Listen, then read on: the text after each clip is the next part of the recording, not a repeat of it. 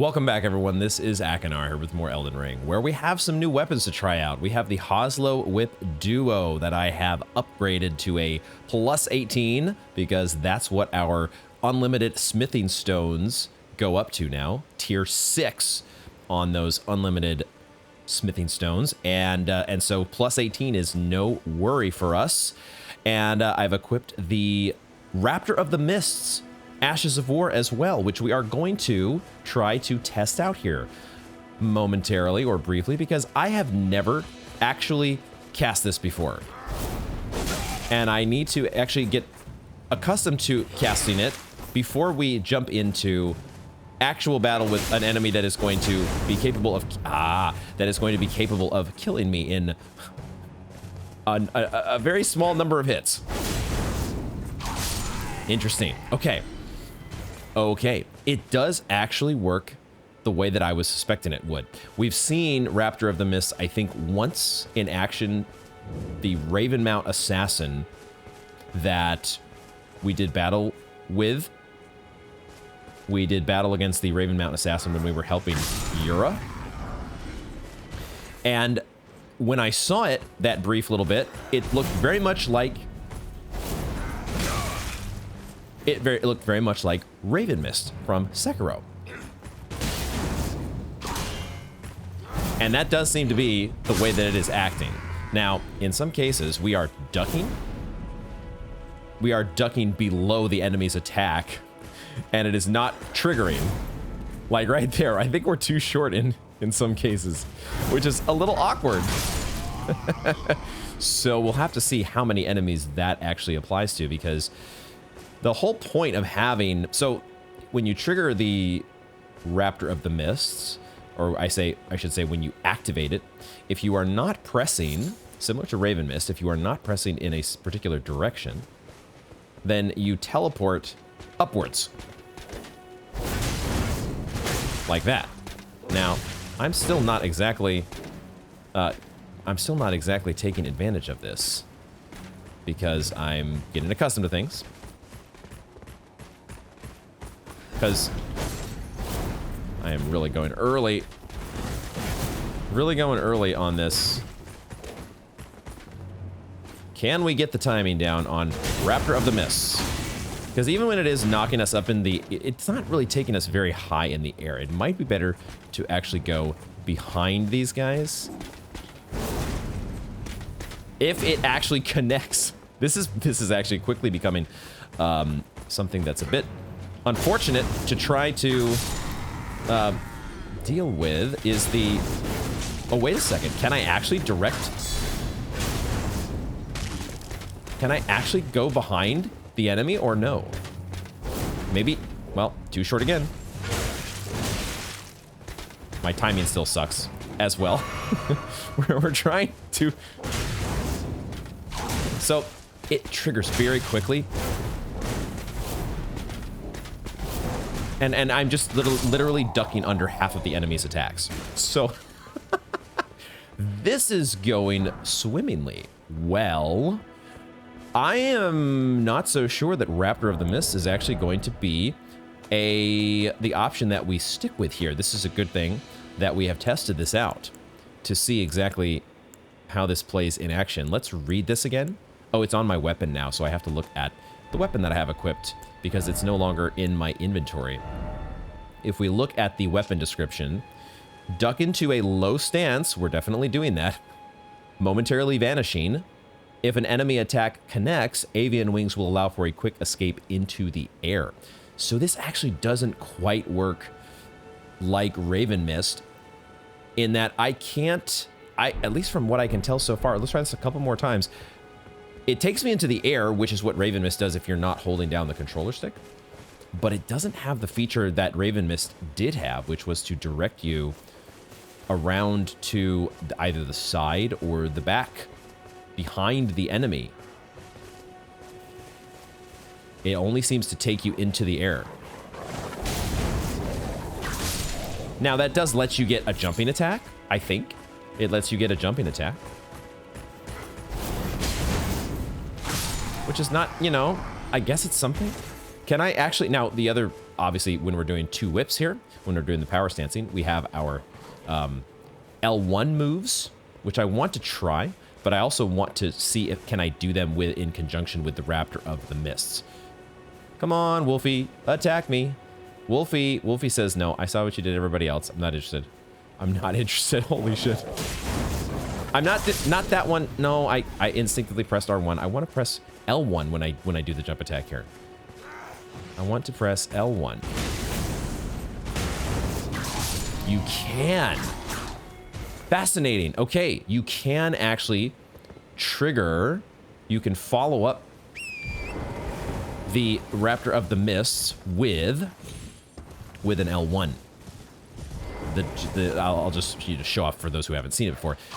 The power stance, it actually looks a little different when you do. It looks like you go directly in because there's a sequence of you have the 1-2, the 1-2, and then both together. That's the finisher. You have a three-piece combo sequence. But of course, half of the enemy attacks don't even connect when you are ducked in the low stance. You know, maybe that's, honestly, maybe that's a good thing. You know, if we're dual wielding whips, then we're not using a shield. I do have my trickle shield here that I have re-equipped. I think we're putting away the visage shield for just a little bit.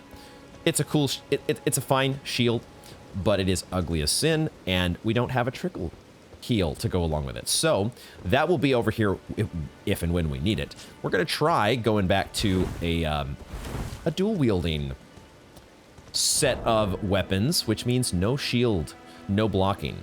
Okay, we'll try this Raptor of the Mists.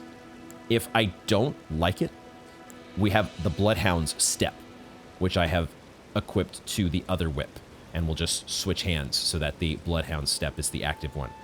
Because that could be fun as well. Having these sort of like quick-moving, more stealthy moves feel more in line with what you're doing when you're doing dual-wielding whips. And I think that Juno Hoslow himself probably had this Raptor of the Mists. No, he had something like the Bloodhound Step that he was doing. That's what it was. It wasn't Raptor of the Mists. Anyway, either way, both of these moves feel like what you're supposed to be doing with a dual-wielding whip setup. So that is what we are going to try out as we continue along with a little bit of housekeeping here. We're going to head back to the hold now that we've done our little bit of testing, play testing there on less troublesome enemies before jumping into the actual deaths that are probably almost certainly going to occur as a result of us trying out new stuff. What I wanted to see here was, does Roderica have anything new? Are you here for spirit tuning? Regarding Aurelia. She does not. It would have been pretty cool if she had just a little tidbit regarding the jellyfish that she left us in the Storm Hill Shack. Oh, so long ago. Was it episode 1? I think it was the very first episode that we got to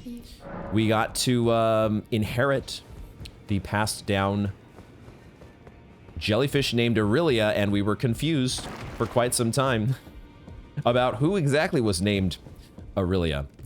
But we did get to reunite Aurelia with her sister, and that was fun. So what we're going to do here is find a way to spend the rest of our runes before we leave the hold, because we're going to be getting into some situations. I think I want to buy a bunch of Grave Glovewort. That makes sense to me, because I am going to go through at some point and upgrade a bunch of ashes. And buying some Glovewort to upgrade those ashes seems like a good move. Let's just give me just a moment here, and I'm going to stock up on some Glovewort. All right, runes have been spent, Glovewort has been stocked up on, and we are ready to head out to the rest of our housekeeping items here, the other places that I wanted to check in after last episode. We mentioned the fact that we have 2 whips now. We invaded and, I don't know, got revenge on Juno Hoslow for disdaining or refusing to join Volcano Manor. Don't know exactly how I feel about that, but the deed is done. So we have to check in at Volcano Manor because this was the red letter that we had. This was the last mission that we were given. But of course, Volcano Manor is kind of empty. So really, does anybody care at this point? We do have Lady Tanith, who is down in the... Oh, okay. There's something on the table. So even though the place is kind of vacant, somebody is taking care to, I guess, maybe give us our next mission. Perhaps. Just make sure that this place is empty. We don't know where Raya has gone to. We're a little uncertain about her. And also, I suppose, Bernal would be the other mystery. I'm not sure that Bernal might be somebody that just turns into... Well, why don't we check the letter on the table and find out? Because maybe he's our next mission. For all I know, it could be time for us to get vengeance on Bernal. There's not a letter. There is a talisman, which looks like it has a depiction of Rykert. Okay, so maybe that was our final mission, and this is our reward. Taker's Cameo. Restores HP upon defeating enemies. It's got an effect just like the Blasphemous Blade. Taker's Cameo. The artwork there definitely looks like Rykert. Well, the Rykert from the portrait in Volcano Manor. Not necessarily the same as the Rykert that we met in person. Loosely, a very loose description of the encounter with the Lord of Blasphemy. But we have the Taker's Cameo, a talisman engraved with a stern likeness of Praetor Rykert, master of Volcano Manor. When Rykert turned to heresy, taken by force, became the rule. The gods themselves were no different, after all. There's a skeleton on the left, and there is some other emblem on the right. Okay. Don't know if that's worth the talisman slot. It does feel like there are so many of these talismans that just... When you stack them up against something like, well, there's going to come a point where Radagon Source Seal does not do anything for us because we're going to be at soft caps and all that stuff.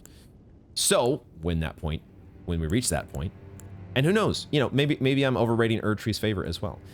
I feel like Erdtree's Favor stacks up so well against just head and shoulders above so many other talismans. So some of those others that have just effects that you would get for free from the Blasphemous Blade. The Blasphemous Blade is awesome because it's kind of an awesome sword and it has a leeching effect. When you have just a talisman that just is a leeching effect, and that means you're losing out on one of these other talismans, not so sure about that. Okay, so we got the reward there. Let's just quickly check in with Lady Tanith. I think she's probably going to be chowing down still, but we'll check. So since we're here, we're in the neighborhood. Oh, you allow me some our Lord's carcass. So it is. Will you ever be done consuming it? Maybe Lady Tanith is just there forever. That might be the case. Let's go now. Next item on the list, Jarbairn. Jarbairn. Should we check with Alexander? Let's check with Jarbairn first. Jarbairn hopefully is still here looks like he is still here in Jarbairn. I'm expecting him to set out at some point. But in the meantime, maybe he will have a reaction to Juno Hoslow. Probably not, but we gotta check. I'll begin my journey once I'm ready to go as a warrior. Okay, nothing new there. So we're just touching all of the bases, and so far not really getting any updates. We get our talisman reward, but that's about it. Let's also, we've made it now. I think Alexander was talking about going to the mountaintops of the giants. So would he finally have some additional dialogue? Probably not. Probably is going to be just, it's going to be a situation where he just shows up one day, similar to Gold Mask and Corin. He's just going to show up all of a sudden in the mountaintops somewhere as we progress. Through. So, yeah. But we'll check anyways, because we're here. And that's what we do. We be thorough. Perhaps I'll head eastward. There's an old saying, above the lofty clouds, the icy giant's peak. Okay, same as ever with Uncle Alexander. Also still blissfully unaware of the poor, ill-fated events at his former home. Let's, the last little check-in here is going to be at near the Church of Vows. I was doing a little bit of off-camera farming for tarnished golden sunflowers after we ran through a whole bunch of holy pots against a deathrite bird. And what I noticed, something I noticed was that there was a Stake of America icon up here in the upper right corner, and I wondered if, was it possible that we missed like a death bird here? Let's check and be sure, because the way that the Stakes of America work, we'll maybe talk about them here in just a moment, but I did notice there was, you know, a graveyard up here, and there was some potential, there was some chance. It looks like there is not a death bird though, even though I am now seeing the Stake of America showing up here. So I wonder where that Stake of America, where its sphere of influence perhaps is not actually in this, on this plateau, but it's actually down below us, maybe. The reason that I wondered is just that I've noticed that the Stakes of America, sometimes they deactivate. If they are, it seems like when they are specifically linked to a boss or a mini-boss. Out of combat, there we go. When they are specifically linked to a boss or mini-boss, they will often deactivate. The one that I tested to make sure of this was the Stormhill Crucible Knight. I went to the Everjail here, the Stormhill Everjail, and the Stake America is no longer active. Because I think I've seen this in other cases, many other bosses and mini-bosses, where just the stake is no longer active. So the fact that I saw an active one here made me think, oh, is there like a death bird or something that we missed? Okay.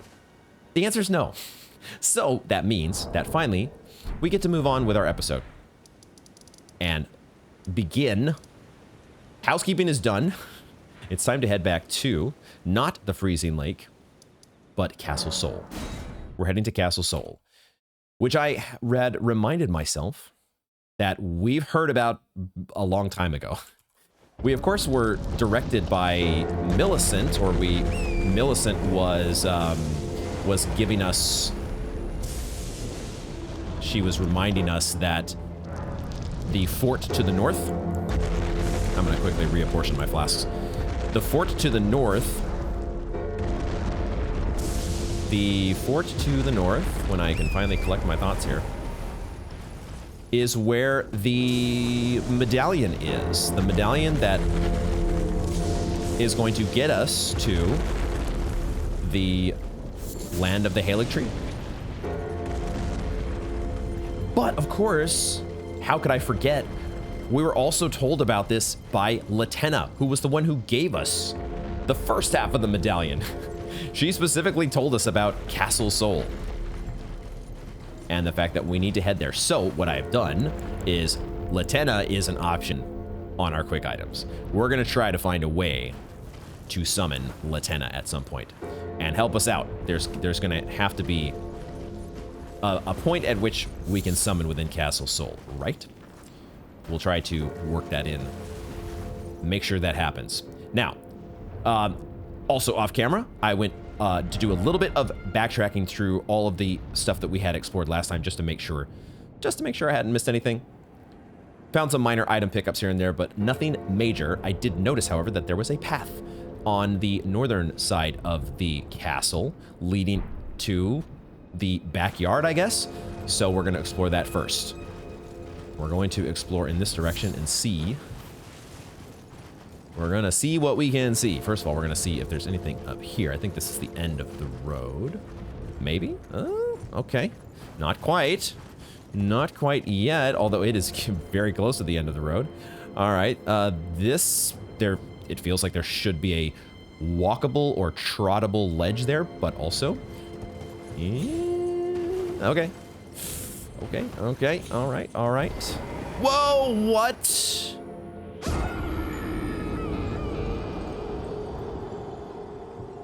Torrent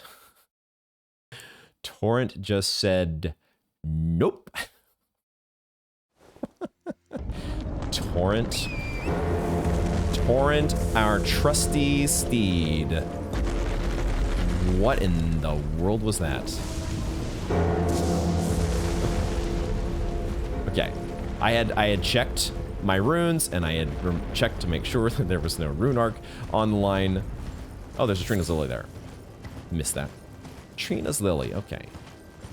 That's what Torrent was upset about. He's like, bro, you missed the Trina's Lily.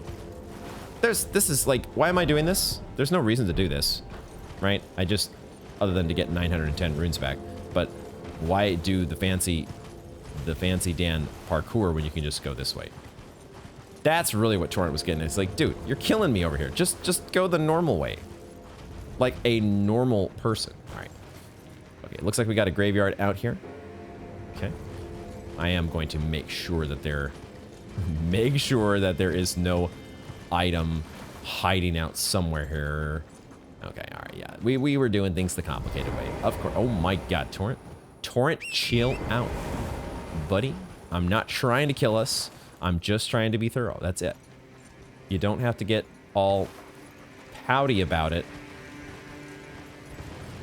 You don't have to just take your toys and huff and puff off steaming about it. All right.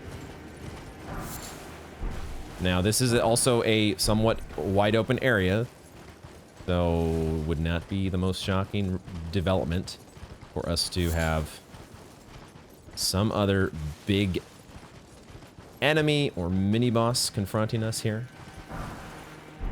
Would not shock me in the least. What a gorgeous game. I mean, it helps when the Erd Tree is just omnipresent. No matter where you go, you get to see the Erd Tree. That helps. Kinda is hard not to be. Not to have just gorgeous sights wherever you go. Nascent butterfly looks like up here. Ooh, yep. Okay, okay. Sure. Fine. At least Torrent didn't leave us hanging out to dry. Oh, Stormhawk? Stormhawks? Okay. Are whips a good idea against the Stormhawks? Is Raptor of the Mists a good idea against Stormhawks? We're gonna take care of one of these with Frenzy Burst. And then we will continue to tell the tale of House Hoslow. Okay, cool. That does reasonable damage.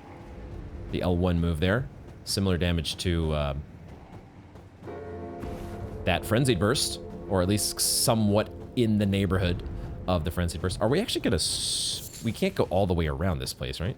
Because there was no path to the south, was there? Or was there? Oh, no, we could drop down. It's a one-way circumnavigation, but it is a full trip around the Castle Soul block, and there is an item here. Okay. Provided I don't overrun it or overshoot it. Can I? All right. Somber Smithy Stone. Hey, there we go. Whee! Cool. Time now for us to face off against the kitty cat. Activate the useless summoning pool, and then now we go against. We're gonna give ourselves our free buffs, which was a very good chance we're going to. Nope, that's not the one. Very good chance we're going to need these freebies.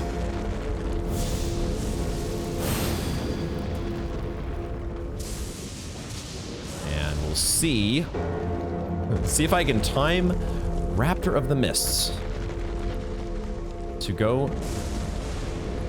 be used to great effect. Is there anybody else planning to get in on this fight? you have frosty breath. Because of course you do.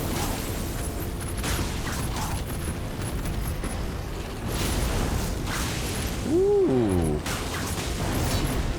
Okay.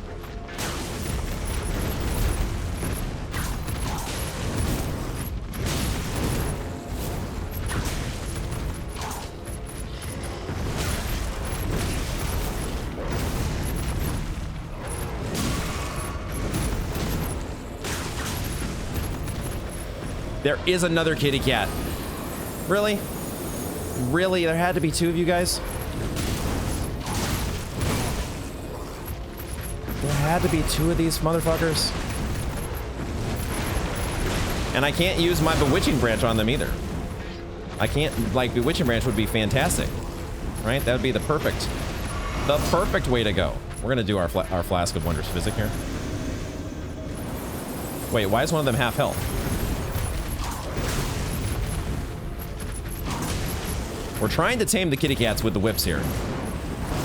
It's not super effective at the moment. I mean, it's okay. It's okay. I probably need more healing flasks.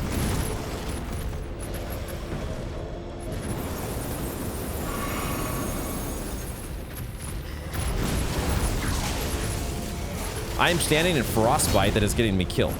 I did not realize there was an aura that you had left on the ground. Can we please get one of you out of here?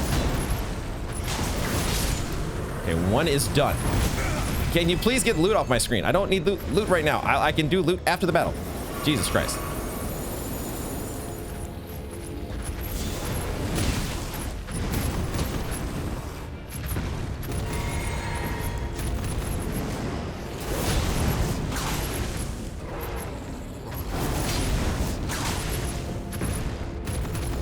Are we doing it, guys? Are we doing it? Is this how you do this? This is the build? Okay. All right.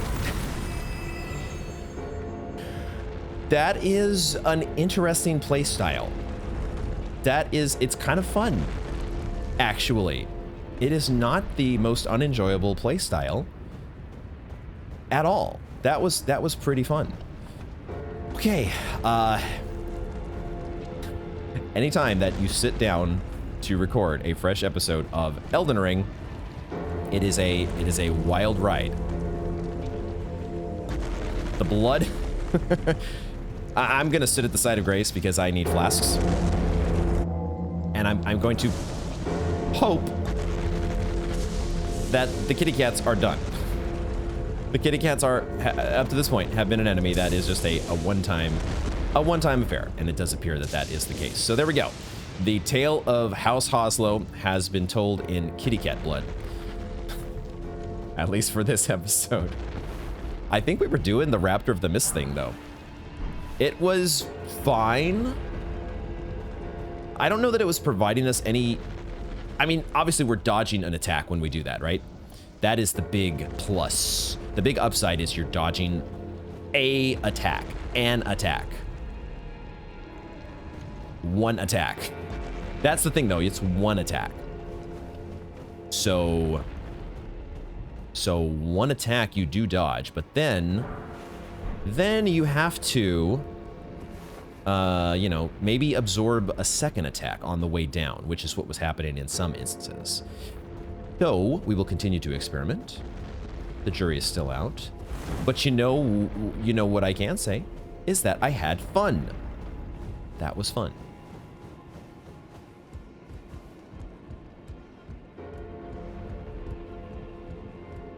And ultimately, that may be the most important factor.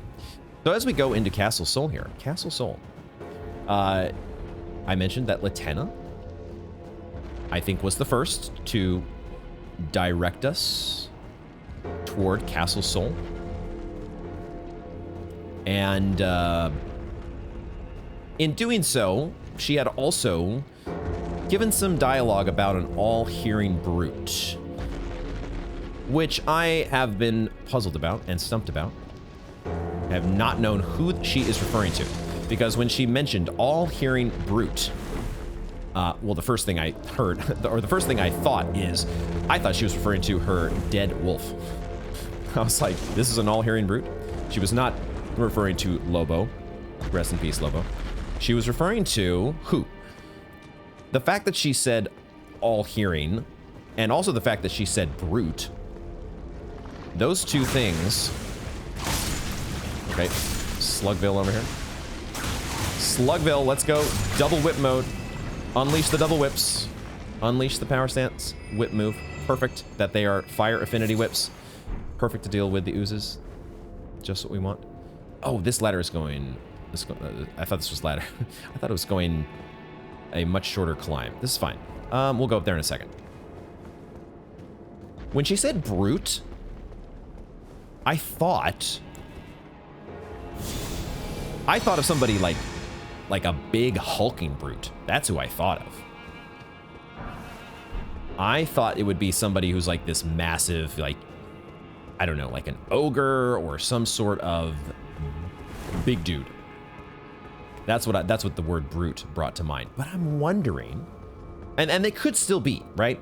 The all-hearing brute could be a reference to whoever is the leader of this place. Because the all-hearing brute was after... Is this an elevator? This was supposed to be a shortcut, right? Contraption does not move because we need to connect the shortcut from above. So that is a shortcut elevator for later. The all-hearing brute could be the leader of this castle who was searching for the second half of the Halig medallion, which is what gets us to the land of the Halig. And for Millicent, that's really interesting because that supposedly gets her to where Melania is. For the Albinaurics, it has a different importance because that part is still a bit unclear, the connection to the Halig. Why is the Halig kind of sacred to the Albinaurics? Not totally clear yet. Another idea that had occurred to me, though, was the all-hearing brute. The all-hearing brute could be a reference to Gideon. Like, maybe brute... Oh, okay. Maybe brute is not a reference to... It may not be, you know, the fact that the brute part may be a reference to Gideon,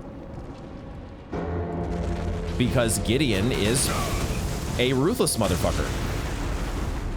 As I get completely obliterated by...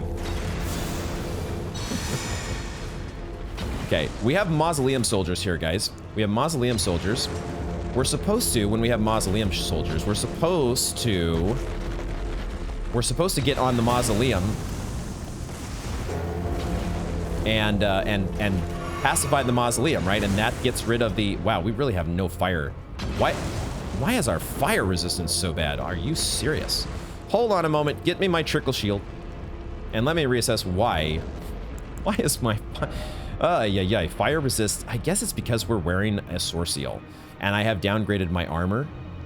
So fire damage... Good lord. Okay, well, I know we are switching to one of our... See, this is an instance where either the Erdtree's Favor or the Green Turtle Talisman, I think, can be replaced by something like the... Did I put the right one on? I put the level 1 on. Level 2, Fire Drake, Flame Drake Talisman, go. Maybe that'll help us out. I want to get over to this mausoleum, though. If I can jump to this mausoleum, that would be nice. Can I do that? Nope. I'm not dead, though. Okay. All right.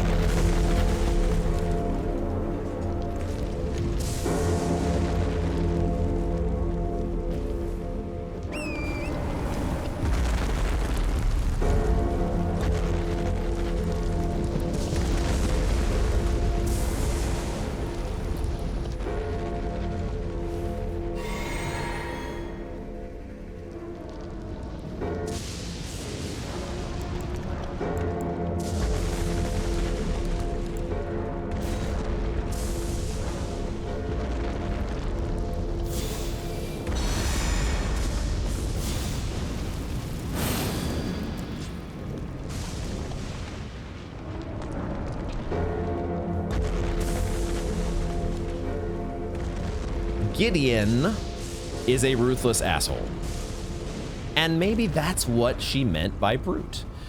And the all-hearing part, it might not be a literal, like my literal brain thinks, no, Gideon can't be the all-hearing, he's the all-knowing. Well, what if those two things are kind of similar? What if those two things are not that dissimilar? Maybe they are a corollary. If you're calling yourself all-knowing, that may just indicate a greater pursuit of knowledge. And you're willing to pursue that knowledge at any cost. You know? So pursuing that knowledge at any cost makes you a brute. And also the fact that you are constantly pursuing knowledge means that you are constantly listening and trying to get information. So you could also call yourself the all-hearing. I'm just floating that possibility that maybe that's who is being talked about. Now, I have worked myself into a position here where I thought we were gonna have I thought that the mausoleum was going to come close enough here for us to jump to. Can we work on this, my dude? You wanna just duck right down and provide an accessibility point for us here? Or is the only way to reach your second level? Am I supposed to do it from over there? Did I go to the wrong point here? Might have gone to the wrong point, guys. I don't know that it's gonna come low enough. Come on, buddy, you can do it. You can do it. It's unfortunate that I cannot mount Torrent because I'm technically, I guess, inside Castle Soul. So now I'm just left here, awkwardly holding my dick. No, come on. Oh man, I don't know if it's gonna happen. If we're having to wait this long, it probably is an indication that I'm in the wrong spot. Okay, all right. We're gonna go back around. It's okay. Fine, no big deal. We just have some Mausoleum Knights to deal with first. I was thinking we might be able to shortcut things and skip straight to the part where we banish the Mausoleum Knights. Doesn't appear that's going to be the case. Wait, where'd that other guy go? Okay, all right, so I think we have to go down this way. Oy, oy, oy. There's multiple ballistas, shit.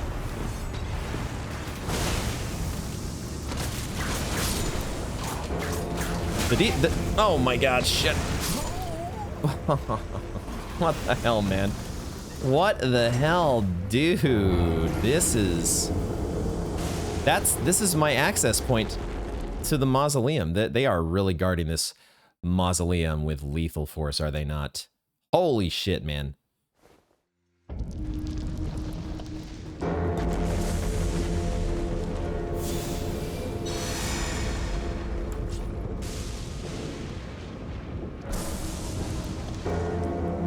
You know what? We're gonna give ourselves fire protection too. This flame grant me strength is, it's okay.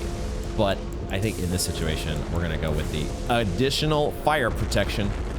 Because you know what? We need it. I guess we can take care of this guy.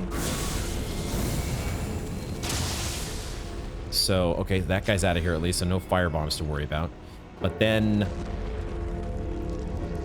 we can bait out one set of arrows and then... What the fuck? Oh, they explode! I get it now. I'm a dingus for not realizing there's an explosive component to these things. Of course, it makes so much sense now.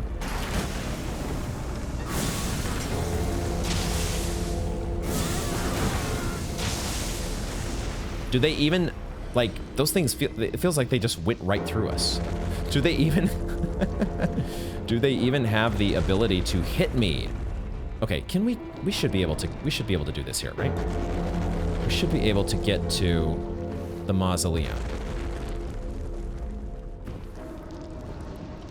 Right? Right? Just duck down once. Come on, a little bit lower. A little bit lower. Oh my gosh, we're gonna have to wait on this as well.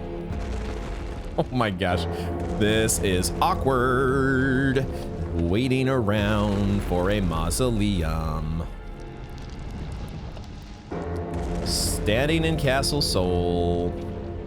Just wait, dude, seriously? Like, I know you are irritated by those skulls. You just haven't gotten the memo from your friends as to the fact that there is a tarnished that is rather adept at removing skulls from mausoleums. My goodness, what in the hell? Or were we supposed to wait for the nighttime?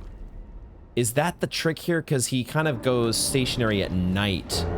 That's the trick, isn't it? Oh, I'm such a dingus. All right, I think I've realized that my mistake, the mistake that I'm making here, as I'm almost gonna get stomped on by this guy, the mistake is that we have to do this at night. That's the trick, because that's when he goes to sleep, or the early morning is what happens. So we're gonna pass the time to nightfall, but then of course we have to wait even longer for him to, you know, sleep or take a nap. So we're gonna be waiting on that. I'll give myself my freebie one more time here. We're gonna be waiting on a mausoleum to fall asleep. And in the meantime, ringing the bells endlessly. But let's keep exploring, and we'll try to circle. Let's at least try to clear out those 2 mausoleum nights so that I can make a dash. I can make a mad dash for the mausoleum when it is dozing off.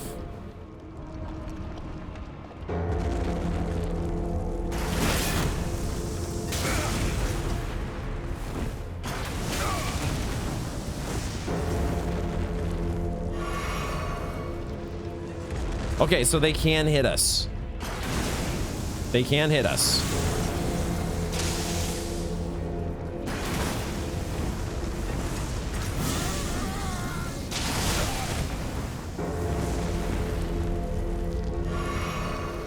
They can hit us, guys. It is a thing.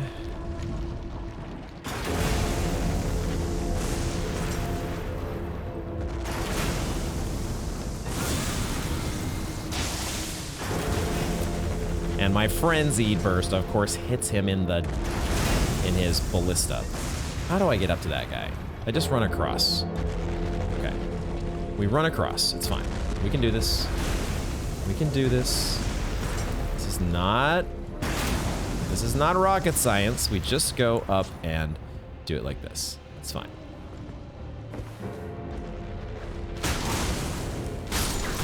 Bad mausoleum soldier. Bad mausoleum soldier. Don't do that anymore. Ah, yeah. Okay. Stressful.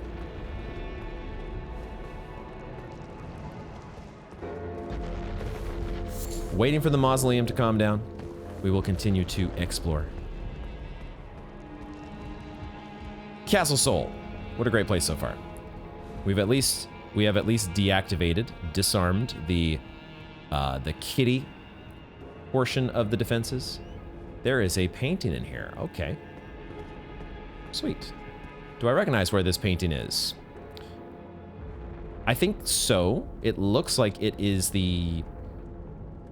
it's somewhere near the ravine that we passed through on the way here, right? That led eventually to the Shack of the Lofty. Maybe it's like up here? Somewhere in this neighborhood, potentially? We'll see if we can find the sorcerer painting eventually here. I think this is probably a door, though, that opens from the other side. Oh, that's not my shield. Oh, there's a wolf here. Okay. And there's another wolf.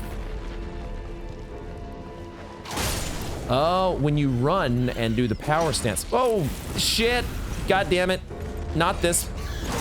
Shit.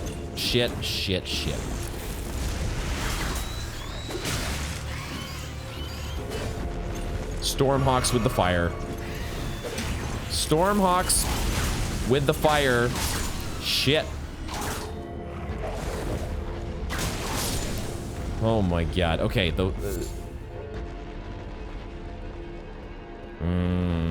they're back. They're back, ladies and gentlemen. Oh, yay. Fuck my life. Boy, are we gonna need this fire protection or what? Jesus. Flaming Stormhawks are back. It's the worst day ever, officially.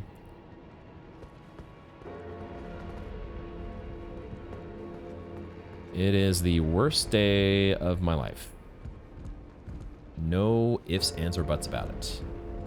That circles around. Okay, that gets up to here. Okay. All right, we're piecing everything together.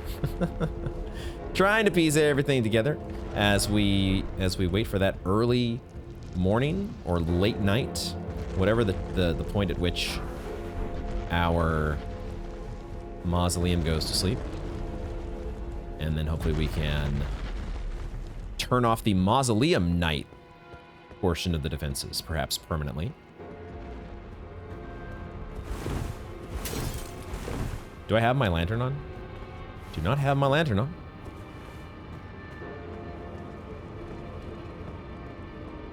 Going into unknown territory without a shield is not the most comfortable feeling ever.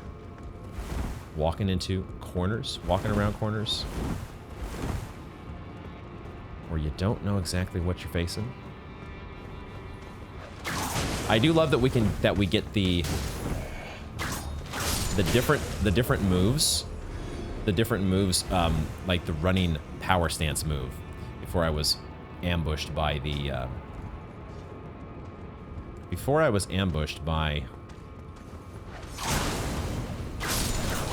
the flaming Stormhawk, the fire-breathing Stormhawk. I see a side of grace. We're running for that side of grace. Are we running for that side of grace? Holy shit. I kind of need to be running for that side of grace. There's a Banished Knight that's on my case. But I should be running for the side of grace. It's a Mausoleum Banished Knight. Unintentional rhyme. 936.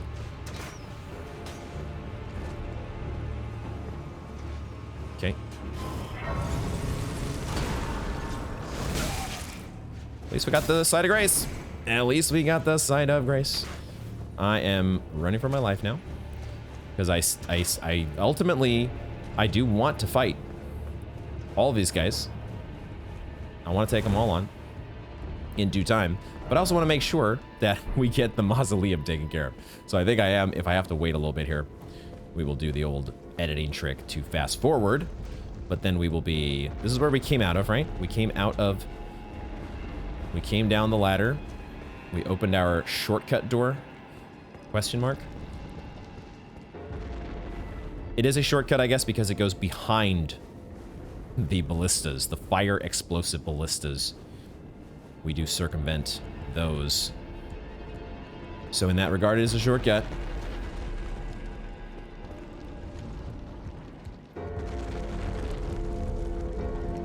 And I also still have my runes to pick up. 14k runes, let's go.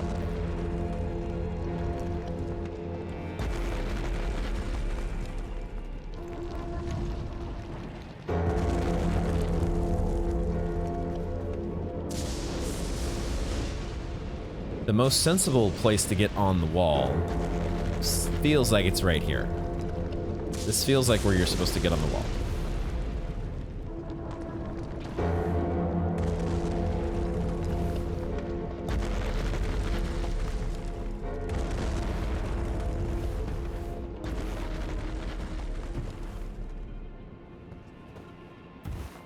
Holy shit, we made it.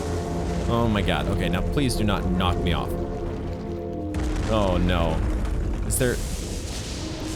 I can't ride Torrent. I cannot ride Torrent. Okay, we've made it on the mausoleum, but now I'm worried that I'm going to get knocked off. Where are the skulls, actually? Wait a minute. Are there skulls on this one? Have I walked into a situation without really understanding what I was supposed to be doing? It would totally be the first time that that has happened in Elden Ring. But there's no skulls at this level of the mausoleum. What? What?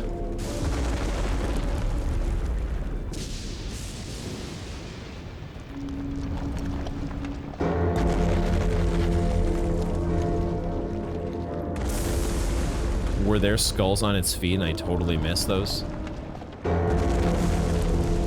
It's just so perfectly close to the castle wall. It felt like this is totally what they want you to do. But I guess not. Wow. What? There's no skulls to get. Let's go outside. I guess let's go outside. Do I want to drop down? That might be death. Let's go down the safe way. The non-lethal way, if we can.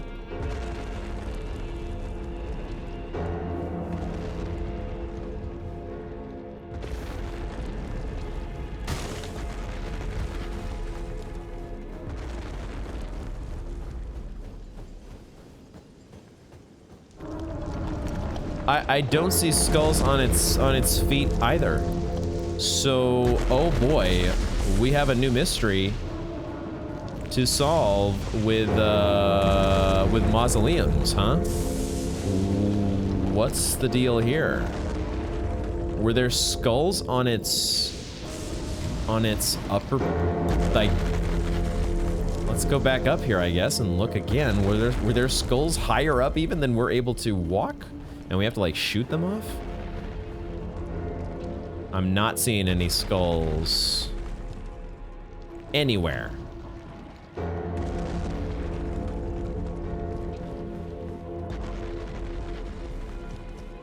What am I missing?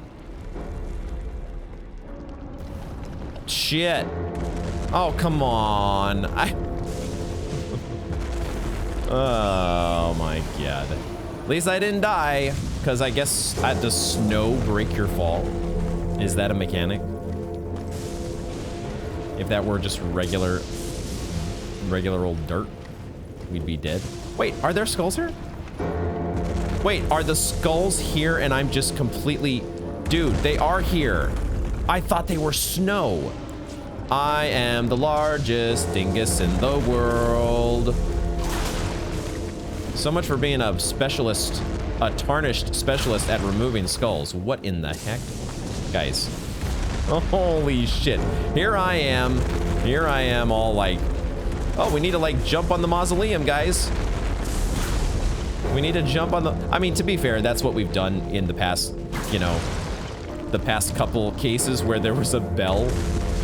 There was a bell underneath the mausoleum.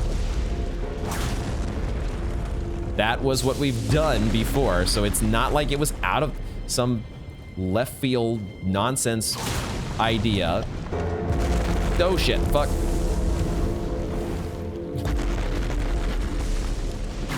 I'm doing the wrong jump move here.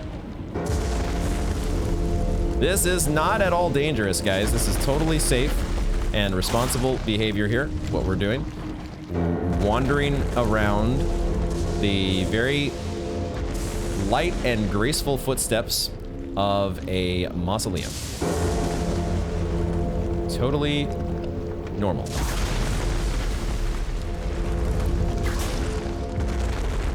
Any moment now. Any moment now.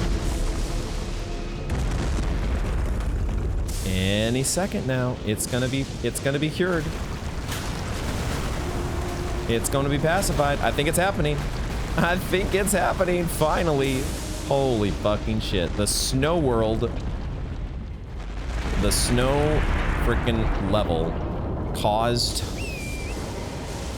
the skulls on the mausoleum footsies to blend in. Holy shit, guys. Blind playthrough. All right, we do have all the boss soul options available here at this mausoleum, so good to know. let's go ahead and head back inside. I've been taking a little bit of a closer look around, and I think I found the boss room. There is a golden fog gate right up here. We can actually see what looks like the exit to the boss room. Well, I don't know. One of these is the entrance, and one is the exit. We'll find out which one. But I think we know where we are fighting a boss. So we got that to look forward to. I also did notice, I took a look, I was looking around up, and I noticed there were some items that were, there's one that is, if I can make the right jump here, there is one that is right over this little wall here. There we go. So we'll grab that in just a second. There is also this item across the way, which we've not been over to this side yet. It's not immediately clear how we're getting this. Maybe we're like getting on the roof and jumping down. Or are we finally breaking a window for the first time to get that item? We'll find out eventually. Let's grab this though. Stormhawk Axe. Stormhawk Axe. Battle axe designed to resemble a hawk, with its wings comprising the blade. Signature weapon of warriors who strive to remain one with the storm, despite being so far from their place of birth. Their hearts are proud and thereby easily undone. Unique skill Thunderstorm, imbue the armament's wing blade with lightning and swing it around to create a tempestuous lightning storm. Follow up with an additional input to perform 2 spinning attacks. The lightning will stay on the blade for a while. Cool. We've noticed, of course, that there are some Stormhawks here in not just Castle Sol, but we've seen some Stormhawks around the mountain tops of the Giants. Also, we've noticed that the soldiers in here, although they are Mausoleum Knights, they appear to be Mausoleum Knights. They are of the variety that we would have seen back in Stormvale. So some portion of the Stormvale Knights made their way up to this part of the world. They've been separated from their hometown, home place of birth, and then somehow became linked with the mausoleum. All right, I'm curious now. I don't remember exactly which. Oh, all right. I was hoping. So we do see this guy respawns or comes out. I was hoping that maybe we would be in a situation where dealing with the mausoleum would clear us of Mausoleum Knights. Doesn't seem to be the case. So we that might have made the castle a little bit too easy, I suppose. So maybe that's too much to ask for. Okay, so God damn it. God damn it. Okay. Hey, yeah, there's another one. I like the fact that we get a special the jumping move, the jumping L1 with these power stance whips is pretty sweet. I'm overall liking the the power stance. We've been taming lions with our dual whip action. Are we Siegfried or are we Roy? TBD. Now there should be a Banished Knight here as well, right? There's a Banished Knight here? Okay. We do have the Site of Grace already in the background, so we do have the Site of Grace already. I meant to do a Raptor of the Mist there, but it did not connect.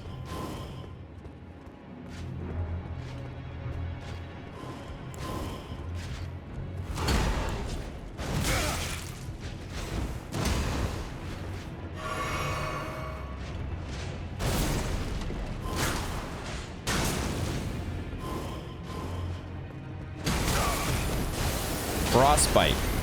They have added Frostbite to their Stormwind,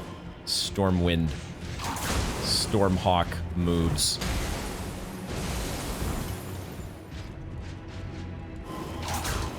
Makes sense when you're out in the snow. Add some snowiness to your moves. They really closed the distance with all this teleporting nonsense. This was a trick that the Banished Knights did not need in their arsenal. They did not need to have the ability to just teleport up in my face out of nowhere. Not cool. At least we know, at least we are a lot more, at this stage of the game at least, we become more familiar with their moveset. So, never underestimate your enemy, but I certainly do feel much more comfortable now against Banished Knights than when we first entered Stormvale Castle. They used to make me clinch pretty bad. Now, now they have to resort, in order to make me clinch, they have to resort to appearing out of nowhere. Like those, the duo back in the corner over there. All right, we have a Soldier's Crossbow, Exile Greaves, Thaw, Frost Boluses. None of that is new. We have a ladder, a short ladder going up here. We have a door. I was gonna say, this door should not open because it just goes around to a Site of Grace on the other side. Does it not? That is where we activated the Site of Grace earlier. I don't want to sit there just yet. We're doing fine on flasks. What I do want to do is I will bring out my Trickle Shield while we are exploring a little bit more thoroughly. So, have we... Yes, we've... Yes, okay. This is the Dead Stormhawk down there. Reminds me that we have... Oh, are we already on... We're already on this side. I was a little disoriented, but this is... The item is over here. The item is on this side of things. And that appears to be a legendary loot pickup along with a spirit. I don't think we're breaking through this window. Is there... This would never be a sus wall, would it? How are we getting that item that's outside? That's a mystery for the moment. All right. What's going on with our spirit here? Oh, great sun, frigid sun of soul. Surrender yourself to the eclipse. Grant life to the soulless bones.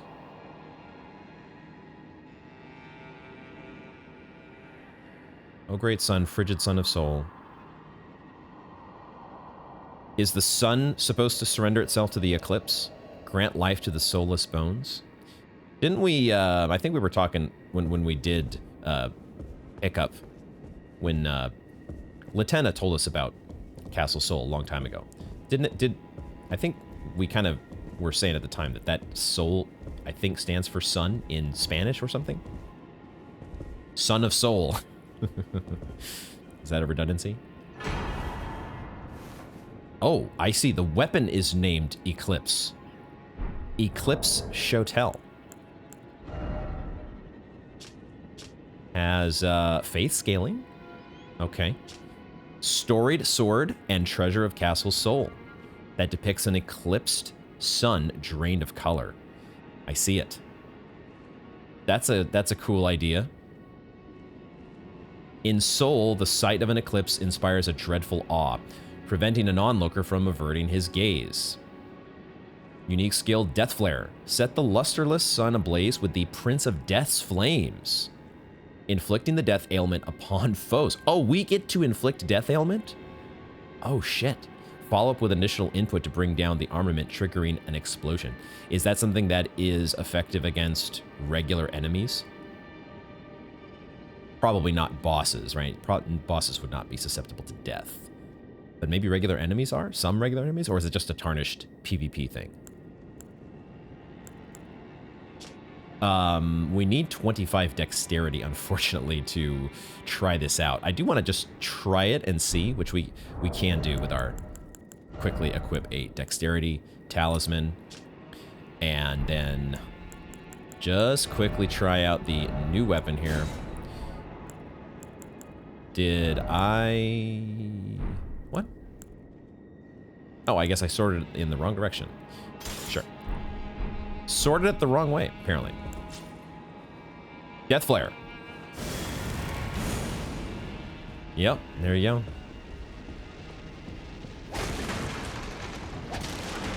Okay.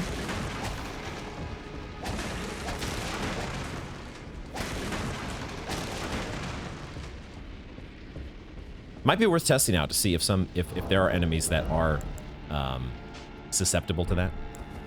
We may test that down the road. Add that to the list of probably won't do, but kind of want to do faith options. Let's check and see if there's any sus walls in this area, just because we know that there's that loop on the outside. I feel like we're not going to get a sus wall. It's probably, yeah, we're going to be getting on the roof, right? There's going to be a ladder or something. Which reminds me, there was a short ladder.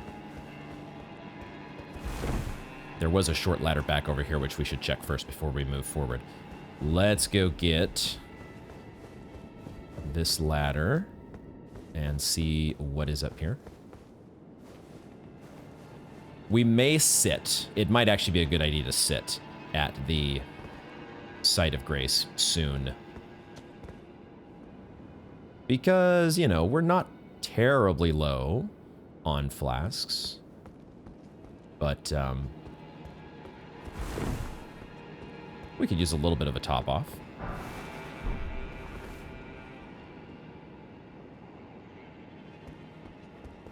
How are we getting... Maybe there's just a walkway that leads all the way around the building. There's going to be a ladder that gets on the roof, right?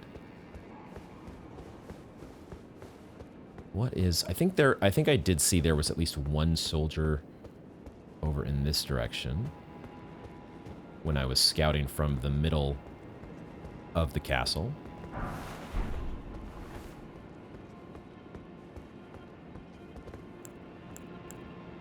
I still have fire protection. I was gonna do flame grant me strength. Maybe...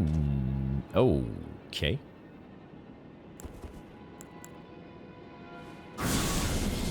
I am charging this, and I did not think about the fact that that was going to probably hit more than one enemy. But, you know. Maybe this is okay. Oh, boy. Oh, shit.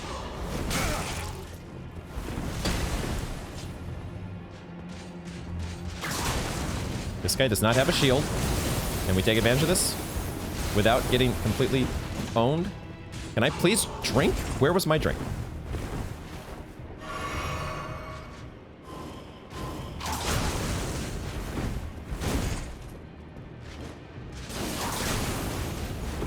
The range on these whips is actually not bad. Really not bad. And this jumping L1 is a pretty nice little move, all things considered. I also like it when the knights don't have a shield to block my whip. That part's nice. All right. Living by a the sliver of health there. We'll take it.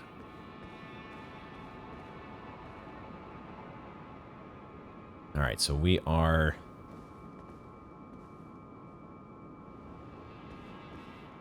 This one wolf is in a seemingly defenseless position.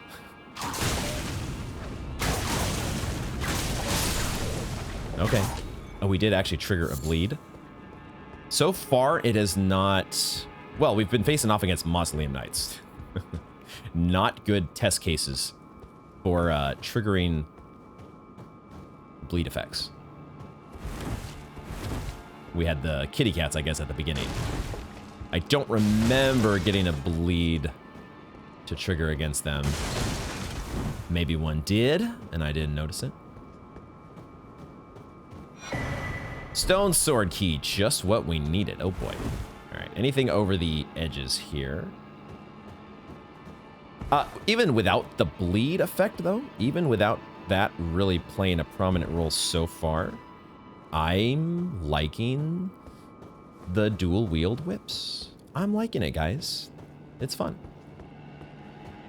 All right, I think I will sit at the side of grace now. It feels like we've explored everything that is quote unquote behind us, and we could use the top off on those flasks. So let's do that. We're here at the Church of the Eclipse. There you go. Makes sense. Please don't be attacking me. There we go. All right, so we've got the door ahead of us here. And then we have, let's explore around to the right. There is a ladder leading up to the left. And I see, okay, whoop. Oopsie. Were there 2 archers? There are 2 archers. They can both hit me still? I thought I would have had cover from that one guy.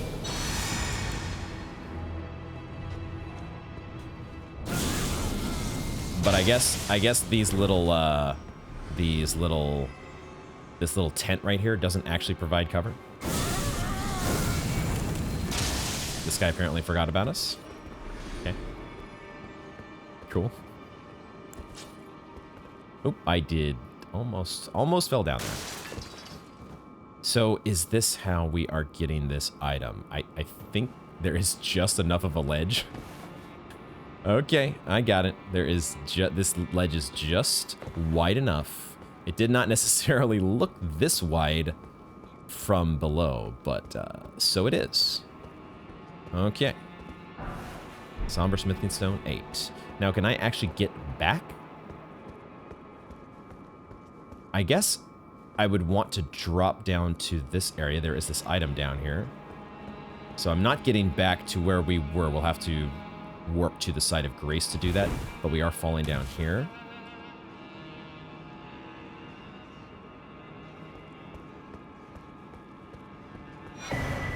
Rune Arc.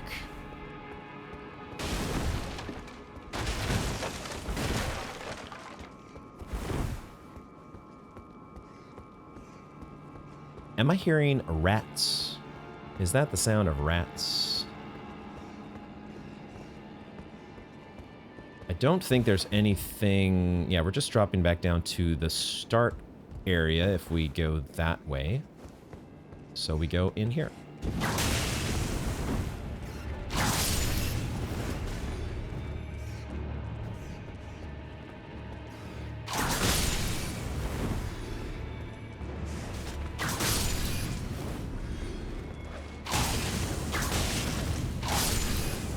Oh, another one. How many rats? How many rats? Somebody get the rat traps. The rats. The rats. They pray at night. They stalk at night.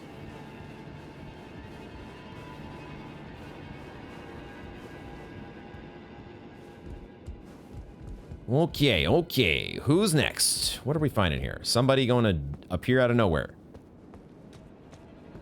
No? Okay.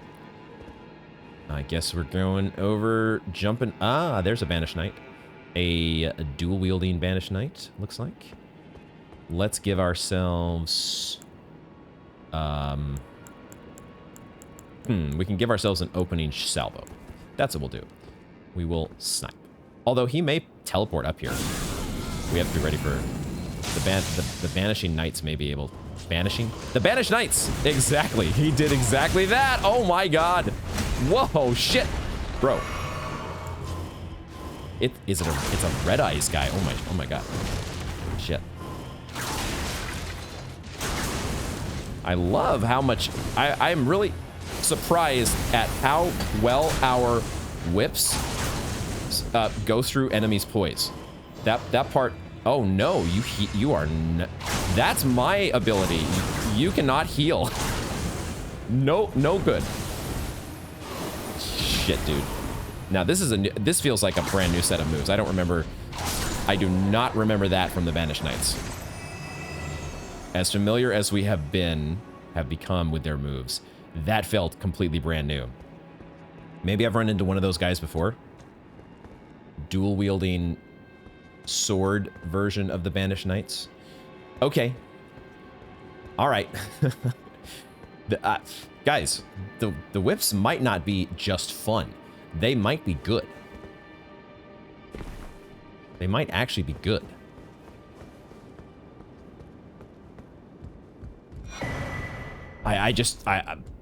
I think that's probably one of the things that has sort of kept me away from whip builds, is thinking like, you know, they don't really, you're not going to be knocking anybody out of their moves. It's just not a big, it doesn't strike me as an anti-poise weapon. So far, at least. Maybe it's the Mausoleum Knights. I don't know. Maybe they, even though in spite of having the appearance of armor, perhaps they are actually not very well armored or poised.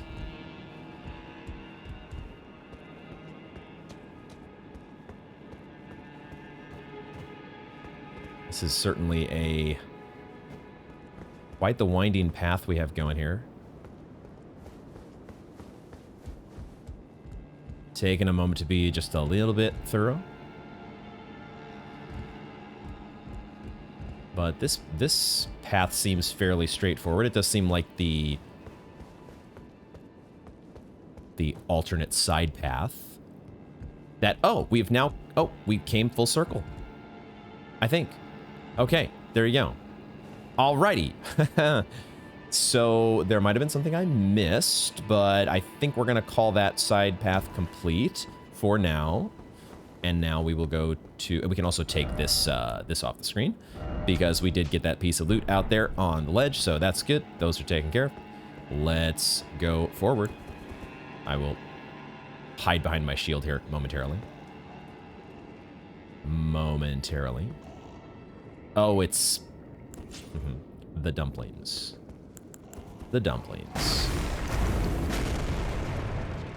Seriously? Seriously? All right, you know what?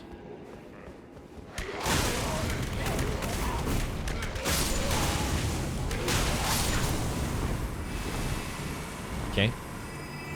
Wasn't quite how I envisioned that going, but it worked out. Where am I hearing these wings flapping? Is that a bat outside? Is that what I am hearing? What the fuck? What the fuck? There was an Albanorik tied up in the cage, and he summoned everybody. Okay, that's certainly a way to do the alarm. Sound the alarm.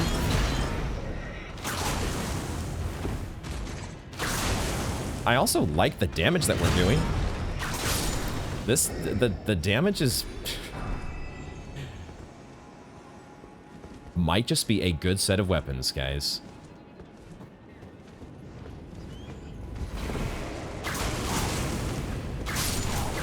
Might actually be decent. This is a new thing. Crescent Moon Axe. Great axe with a large arcing blade and long handle. The Crescent Moon of its name is said to have been spurred by nostalgia. Specializes in sweeping through foes by making use of its long handle. And we did, of course, get this Cerulean Amber Medallion, which I just sort of... I already forgot where we picked it up. It just, like, barely registered on my radar because... why would I equip a medallion? Oh, okay. All right.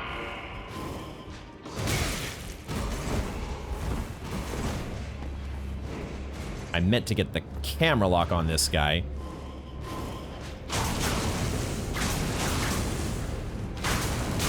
Whoa, whoa, whoa, fuck.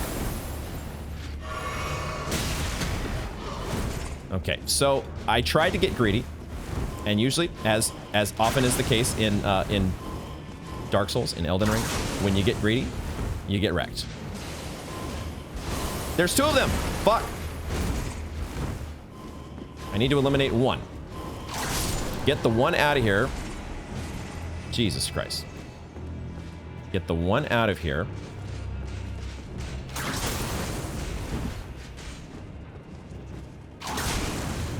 So that I can spam my repeatably abusable moves. What happens when you get greedy is that the enemy eventually catches on, and you can't just infinitely stun lock them.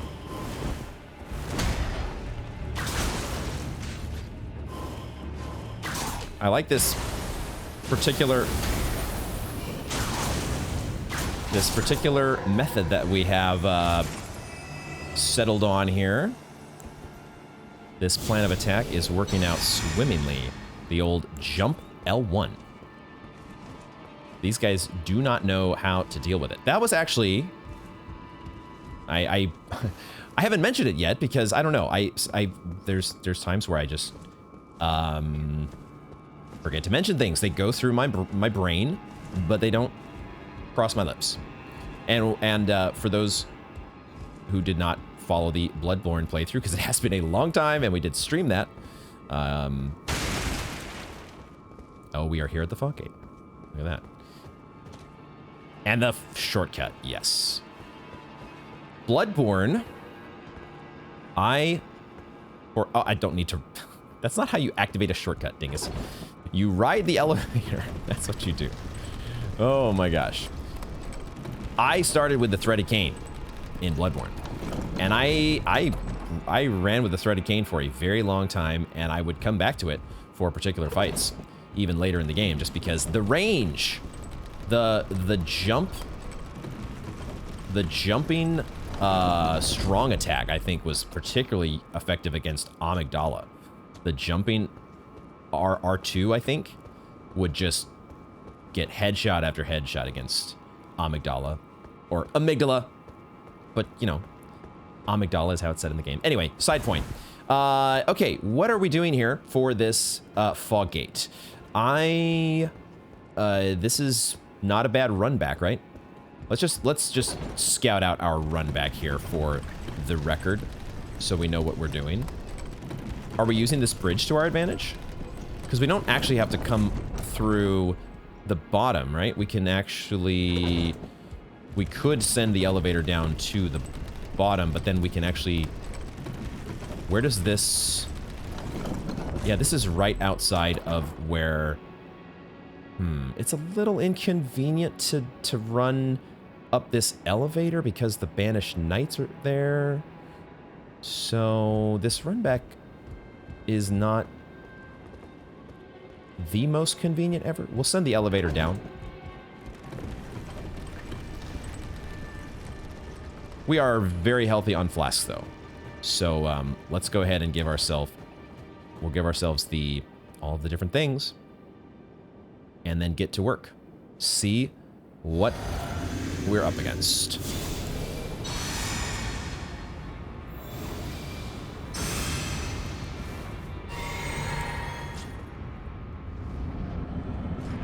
Commander Niall. Oh, it's another commander. Except this time he is summoning Banished Knights. Oh boy. Good thing we have been honing a strategy against these guys. Good thing we've been honing a strategy against these guys. Wait, he buffed them. He buffed them. That's not fair. Very not fair. Okay. I kind of, you know, what we could do is give ourselves more healing flasks. That might be the only change to make. Well, the other change would be to give ourselves Flame Grant Me Strength. Flame Grant Me Strength.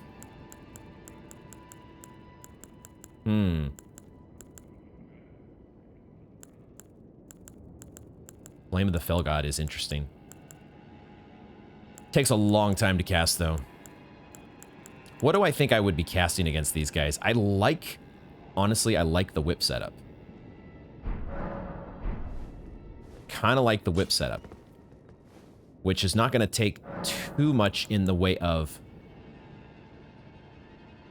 FP. Oops. So we could go like 12. We could go like 13-1 maybe. While we're learning the fight. Gosh, two Banished Knights. If we stay in rhythm, we could be okay. I have not been using Raptor of the Mists. I need to remember that's an option here that we've got. So, yeah. What is the best way to run back here? I would love to be able to run. I'd love to be able to run here. Can I do it actually? Oh, Okay, never mind. This was much simpler. This is a much simpler run back than I thought at first. Because now we just fall down here, right? I mean, that's not death, right? They planned this. They planned this for us to be... I just need to remember to send it back down for the next attempt. But they wouldn't. They wouldn't do us dirty like that, right? I think our Flask of Wondrous Physic is fine because it is fire attack and extra defense. Our talismans. I forgot about this. God damn it. Forgot about the dexterity. Whoops. We'll give ourselves extra defense. I haven't seen a fire attack yet.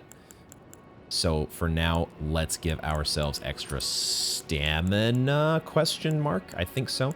Like they do, you know, frostbite. Frostbite is potentially something that we would, I don't know, maybe eat some food for. We'll see. We'll see how it goes here.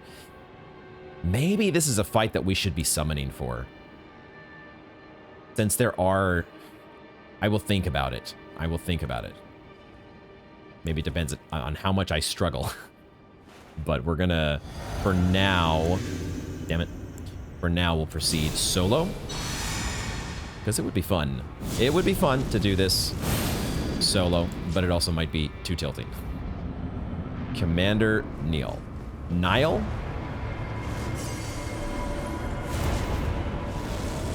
I meant to do R1. L1, excuse me.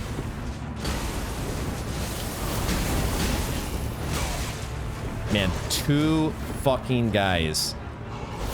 Two fucking guys. I don't know. I don't know if it's gonna be...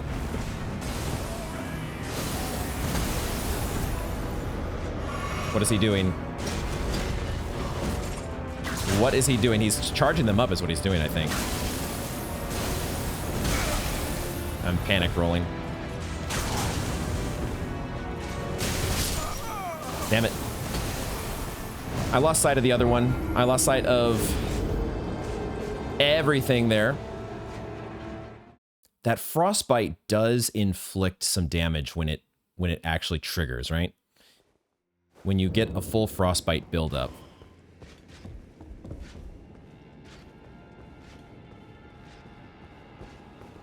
That does actually...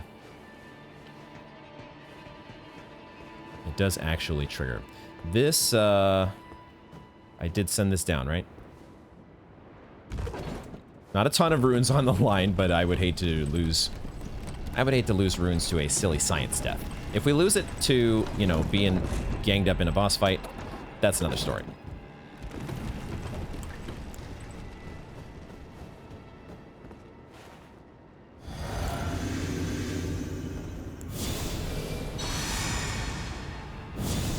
Okay, we need to get the jump. We need to,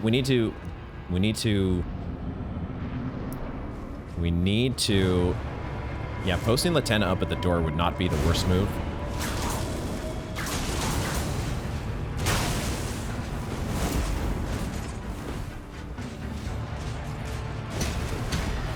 Of course, now the guy that I hit is going to stay as far away as possible. I also forgot to pick up my runes. I think they're over here.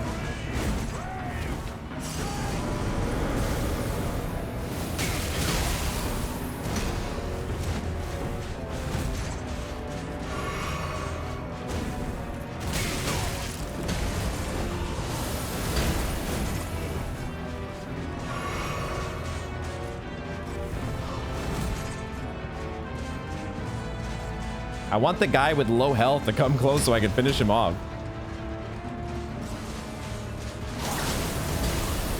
How did I have iframes there? I don't get that one, but I'll take it. I should have rolled.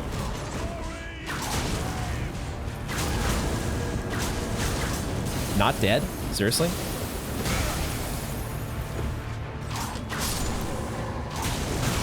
Shit. Okay. Okay, hold on. Hold on. Now it's a fair fight. Maybe. Maybe it's a fair fight. I'm not taking damage from any of that? What? What the hell we got going on here? Dude's calling down the thunder and the lightning. Bro! Why is that so dang cool? What the fuck? Okay, this guy is way cooler than the dude we met out in the swamp. Oh my god, he has a fucking lightning peg leg. What the actual? What, dude? I didn't realize it was a peg leg that he was fucking getting us with. What? Dude. Okay, so lightning damage is a thing in this fight. What the fuck? I cannot poise this guy out of his moves, though. That is not happening.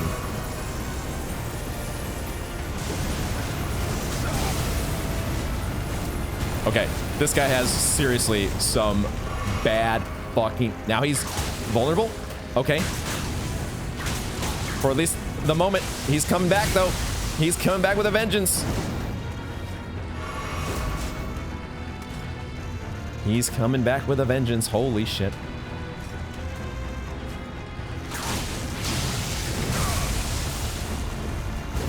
Lightning peg leg. What the actual hell?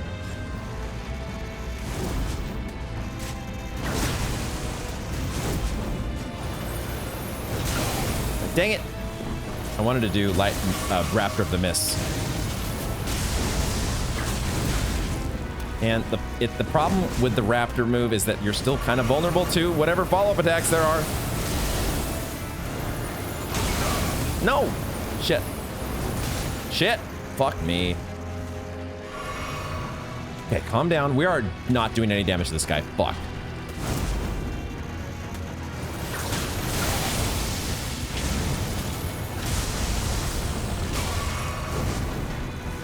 This guy, these moves are just incredible to look at. Absolutely fucking incredible. I might need to bring out a shield for this fight. I don't know if... I don't know, man.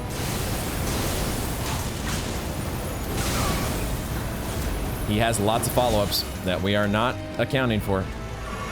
Not properly accounting for.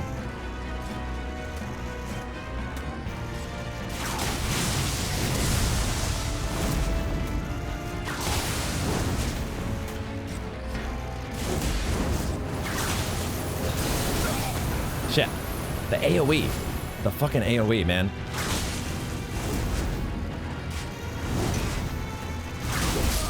No, I thought... I was hoping I'd be too short. Okay, we started doing damage there.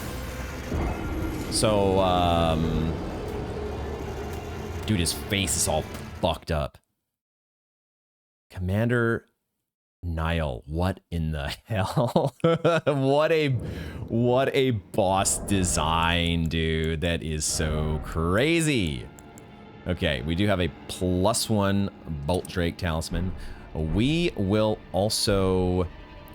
We're going to put... Yeah, okay. We're going to do things like this. We're going to...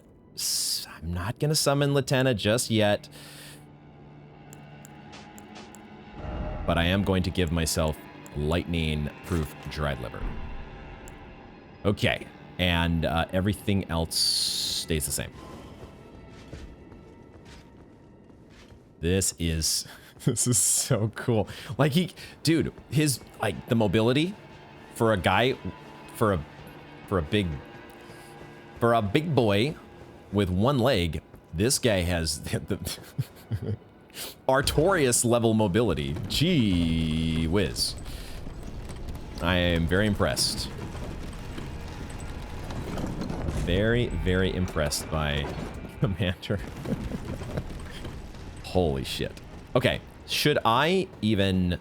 Maybe I should wait to drink my Flask of Wondrous Physic? I think maybe we'll do that. We'll give ourselves this stuff. I should be doing this at the bonfire. Although Flame Grant Me Strength would definitely run out. We're gonna wait before... We're gonna try to take out the two guys first. Try to take out the two... God damn it.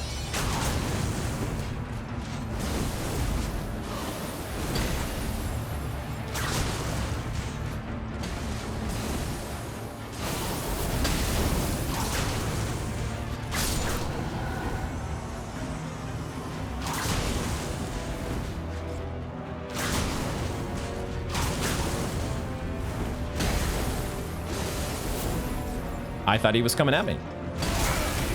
Now he comes at me. Okay. All right.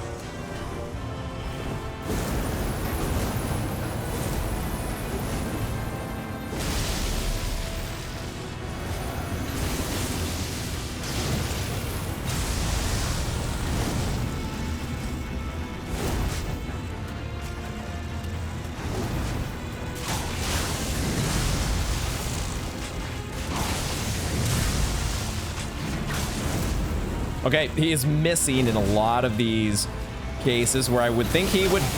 God damn it.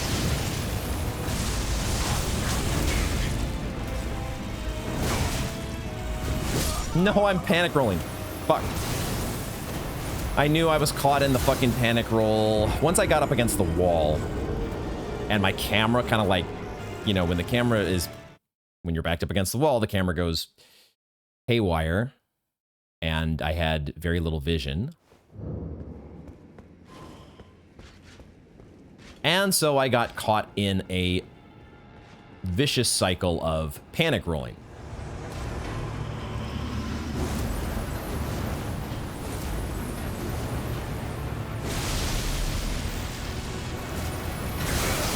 Fuck.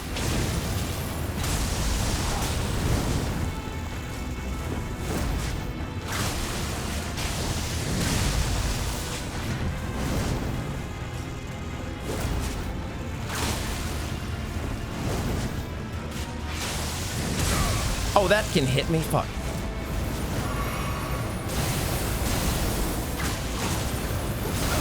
Fuck.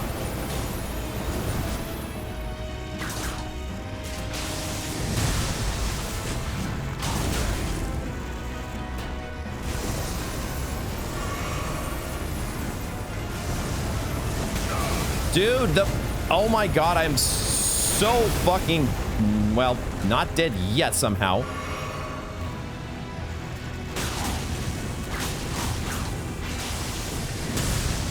Jesus Christ, dude.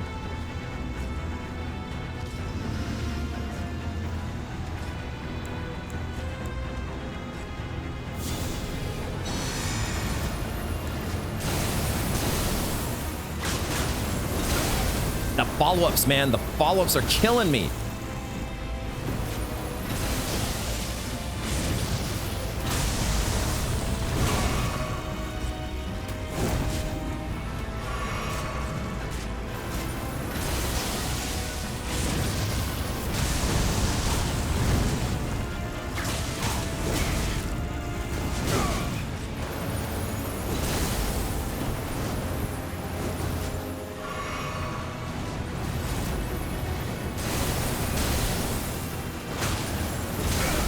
Fuck.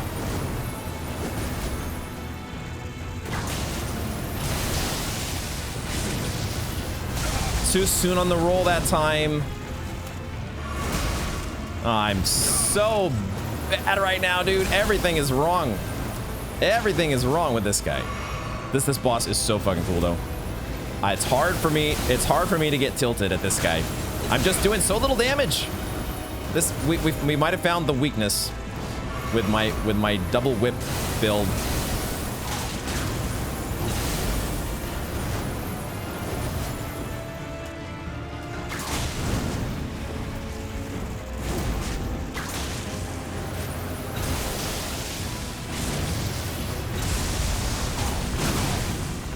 He hits me sometimes with that move. Sometimes he hits me, sometimes he doesn't.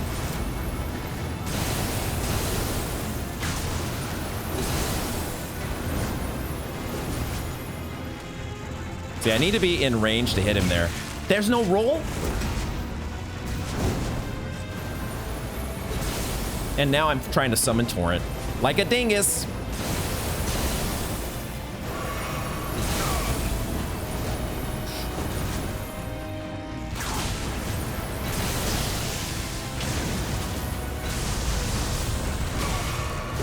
Dude, I swear. Okay, there are so many fucking follow-up attacks.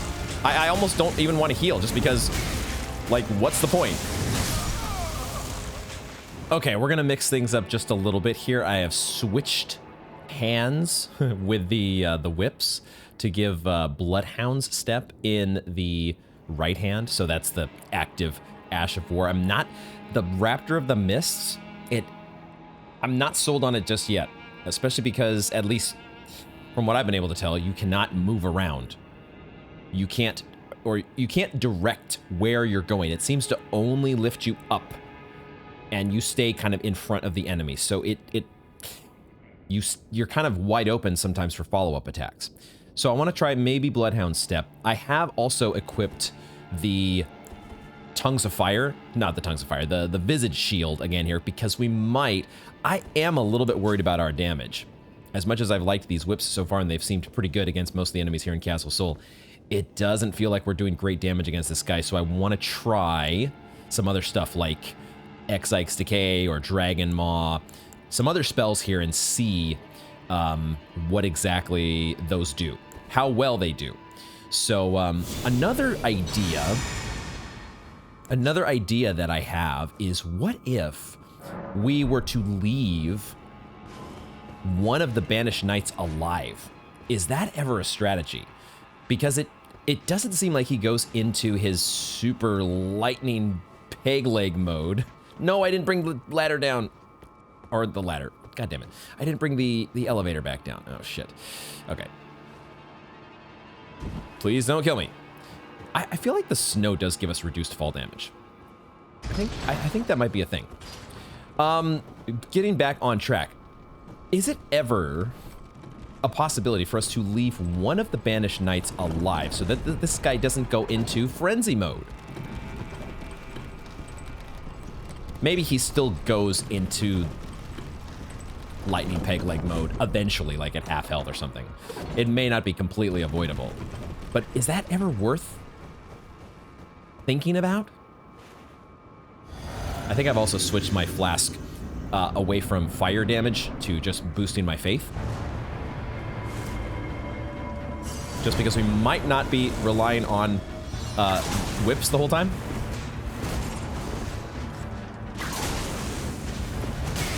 If we do leave one of these guys alive, who is the guy to leave alive?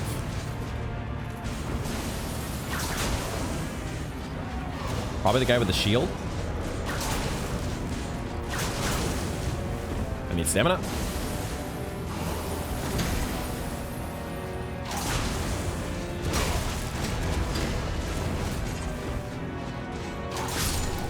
Okay, so now that we've got this guy down, what if we try to do Ixike's Decay against the big boy? Try to get him poisoned.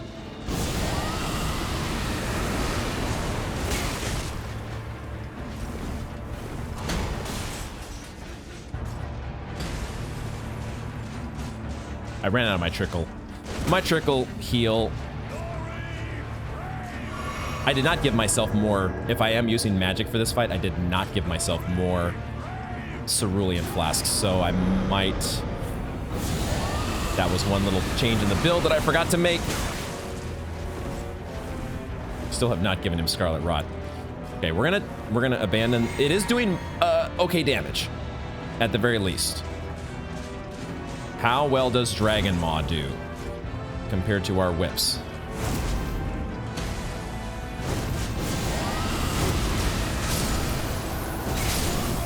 Okay. Dragon Maw definitely does damage.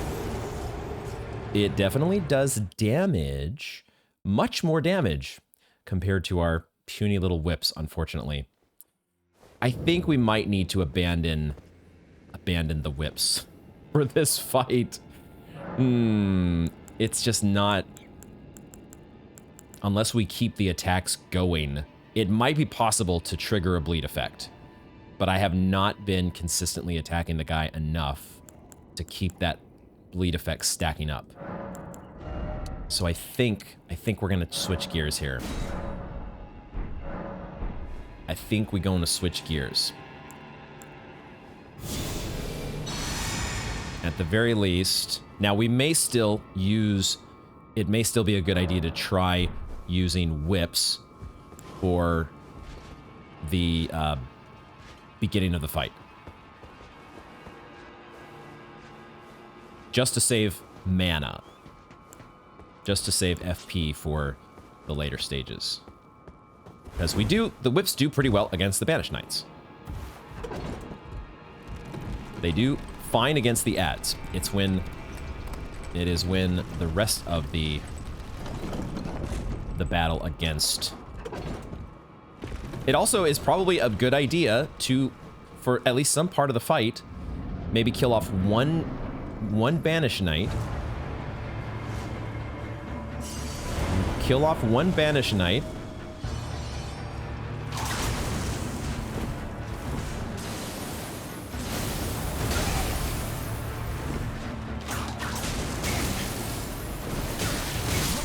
Dude, are you serious? Okay. All right. We won't count that one, guys. That was just a practice attempt.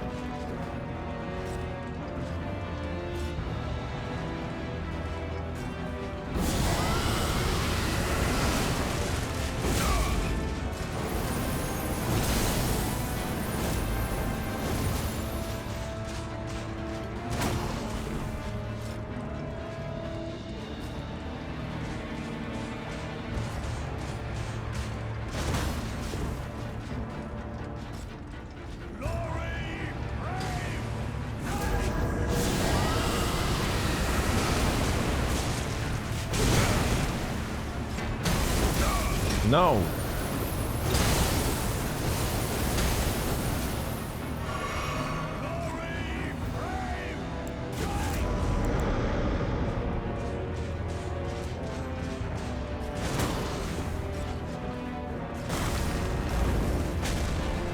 Even Stone of Garank. Even Stone of Garank does good damage. Or at least good for its mana cost, that's for sure. At the very least, whittling this guy down during this phase when he hasn't gone into the more aggressive stance. That feels like a good way to go.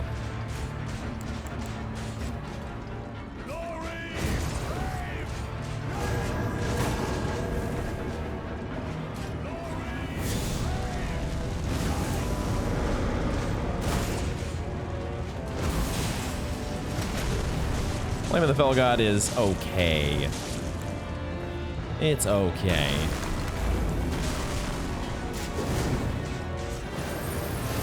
I gotta think he's gonna go, when he gets to half health, he's gonna go lightning mode, right?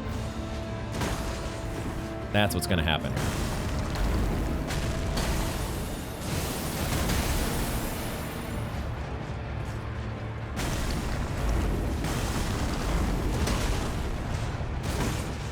I gotta think that's the case. Because if not, then we have definitely found the strat.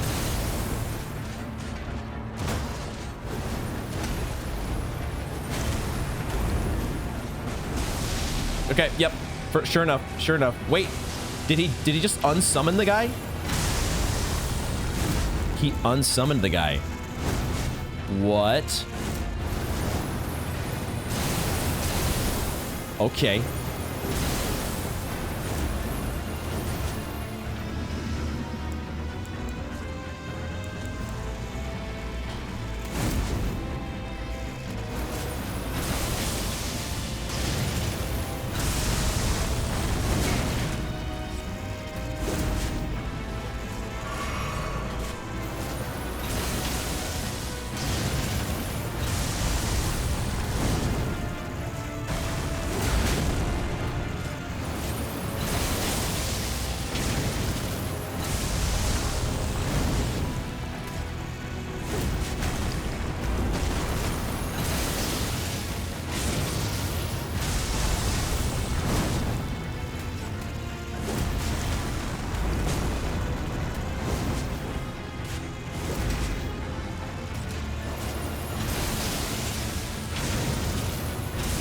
No, why am I mean, okay, if you're gonna miss me, if you're not gonna hit me, I'll take it.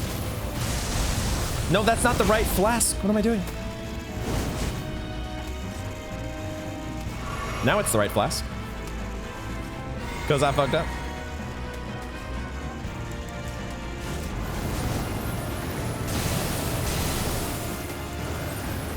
Did he just flat out miss? I'm not trying to summon Lieutenant. I'm just misclicking.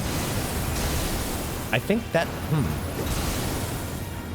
that would maybe be an opening there for Dragon Maw. After he plants the flag.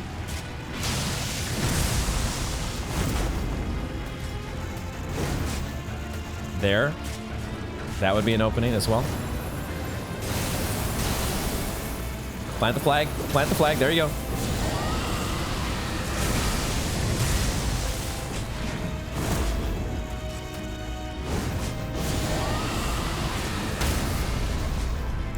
I can't repulse because I don't have an actual weapon equipped. Sorry, Whip. I didn't mean to say that you're not an actual weapon, but you can't do a riposte. So in this case, you're kind of not. I'm a drink. Plant the flag.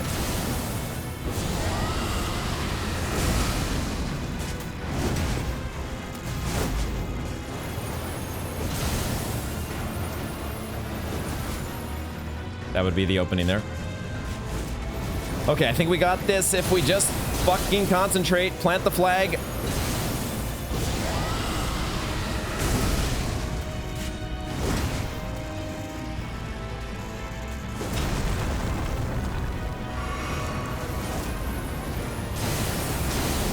Whoa, hello. Plant the flag.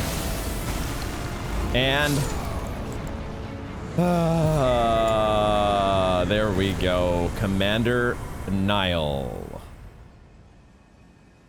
is out of my game. The dual wielding the whips is definitely for that kind of a fight, and maybe boss fights in general. If it's not an enemy that you can, well, I don't know. There's something very comforting about having a big old shield. And being able to sit back and bring out your stones. Okay, let's read. Let us read the Veteran's Prosthesis. Bladed prosthetic leg and wreathed with the power of lightning. That's the one. Dude was basically a lightning pirate.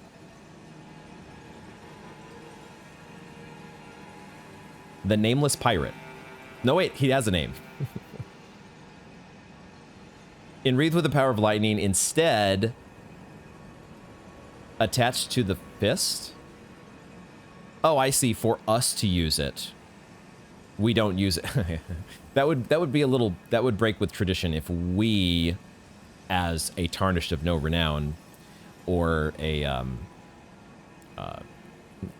the Chosen Undead, or any FromSoft character being able to attack with their legs or feet, other than the dreaded kick attack, which all cower before it. Commander Niall, veteran of Castle Sol, offered this prosthesis in exchange for the lives of defeated knights held prisoner. He went on to lead these men as an army of no nation. Offered this in exchange for the lives of defeated knights held prisoner. Defeated knights held prisoner. And then you get the storm kick. Trust the prosthetic. Sorry, not trust. The rust. Trust the blade. Trust in the prosthetic. Trust in the peg leg. Arr! Thrust the prosthetic leg blade into the ground, creating a storm. Follow up with a strong attack to perform a lightning-infused jumping attack. We have to try this, don't we? Don't we have to try this? Let's actually sort this by... There we go. Where you at here? Storm kick. Additional input, is that the thing? There you go. Dude, whenever a Dark Souls boss, it was actually a little bit reminiscent of Gale, wasn't it? The whole jumping in the air. jumping way high in the air with the peg leg and bringing it down. Like, anytime a Dark Souls or an Elden Ring or whatever boss does that shit, it is just so amazing. I feel like it was really Dark Souls 3 that started it, and they have definitely carried it over here into Elden Ring. All right, let's put our I still want to keep trying out the pedal whips. I don't want to completely abandon them. But man, is it nice. Is it nice to have that big old ugly shield blocking for you. Let's level up. Let us go ahead and spend our runes.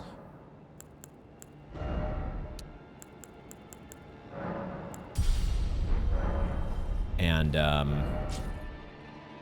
move on from the Castle Soul rooftop.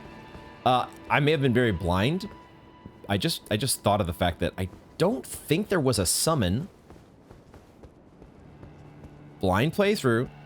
Might have completely missed it.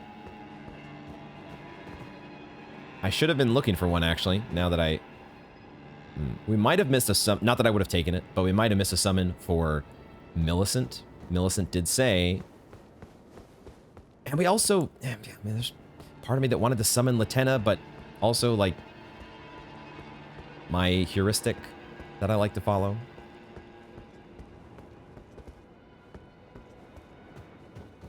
Is there more to the castle, though? Maybe we'll have another chance to summon. Maybe there will be more.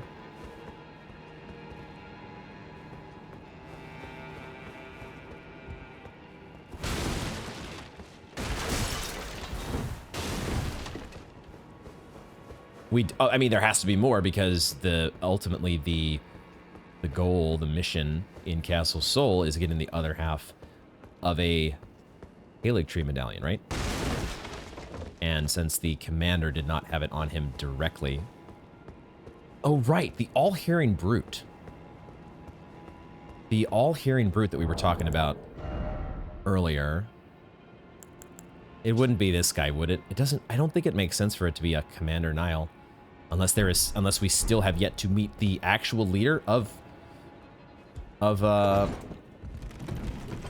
Castle Soul.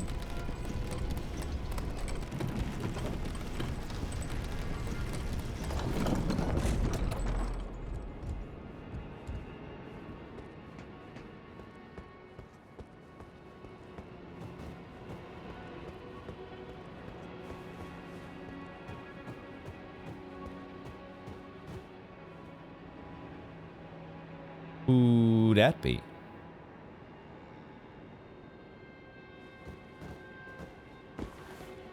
We'll get to you in just a moment here.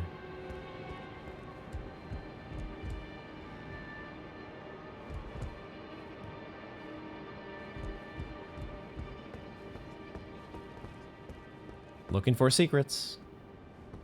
Looking for secrets. Who is this? You know we got to get our favorite item, guys. Best item in the game. Telescope. It's not... It's just another spirit, I think. With, like, the Jester crown on. I mean, this has got to be the medallion, right? Got to be the medallion. Where are you looking?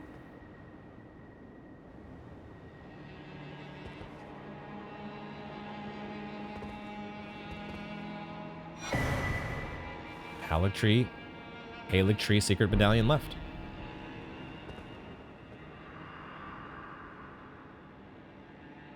Lord Mikola, forgive me. The sun has not been swallowed. Our prayers were lacking. Your comrade remains soulless. I will never set my eyes upon it now.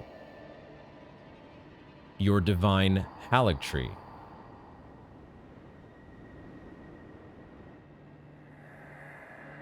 Lord Mikola, forgive me.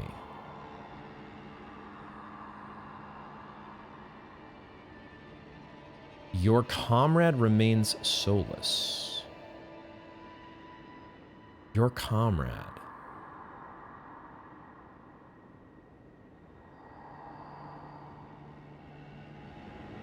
What comrade is he talking about?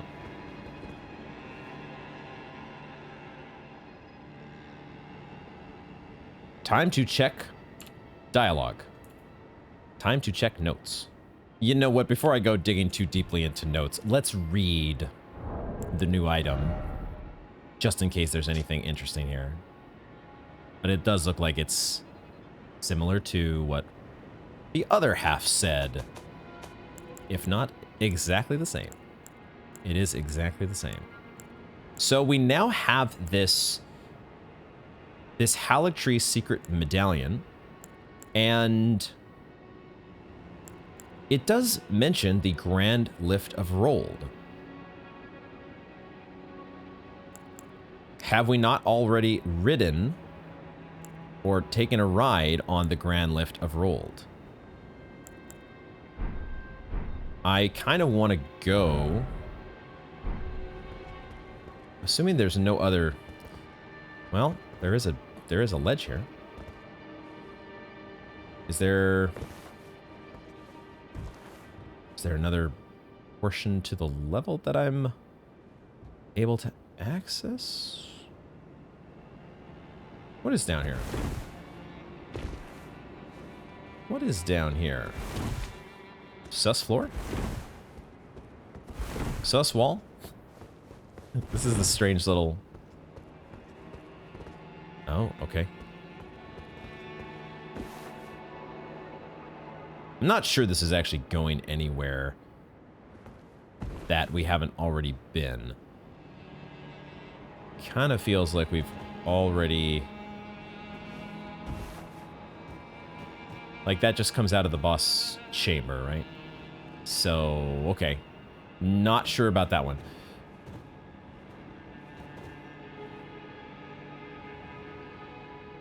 Okay, I my mind going in a couple different directions. The first thing I want to do here... The first thing that I want to do is I want to go back to the Grand Lift. Grand Lift of Rold. Because I had originally thought that there were going to be 2 Grand Lifts of Rold. Maybe there still are. And so I thought that we would need 1 Grand Lift of Rold to get to the mountaintops of the Giants. And then somehow at the end of the mountaintops of the Giants, there would be another Grand Lift of Rold that would take us to the land of the Haligtree. Now I'm wondering, does this Grand Lift actually move in 2 directions? And we need to tell it which medallion to use.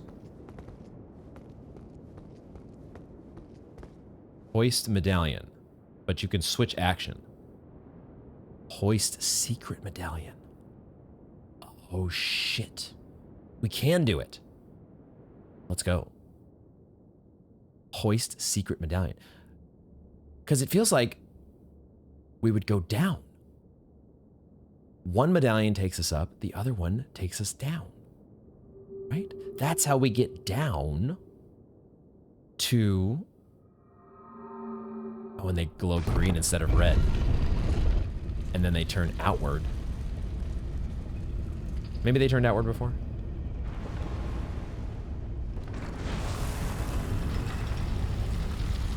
We're not going down? Well, there goes that idea. Okay, we're going up. The Grand Lifts only know one direction. Going up.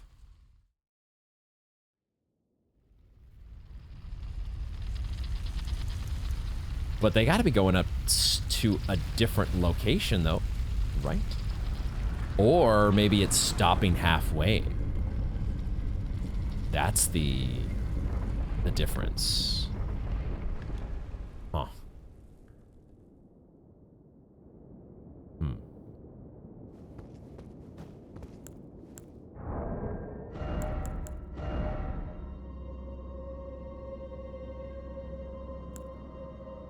What music is that? That is the... Can I ride torrent? No torrent. This is the Hero's Grave music, isn't it? We're not just going into a hero's grave, are we?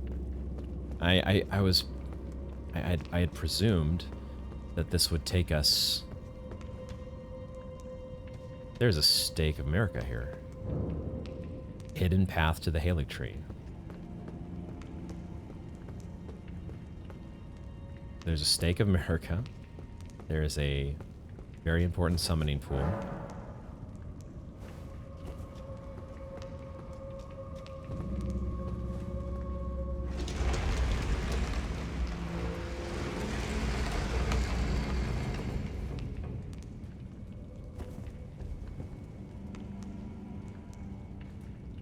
Whoa.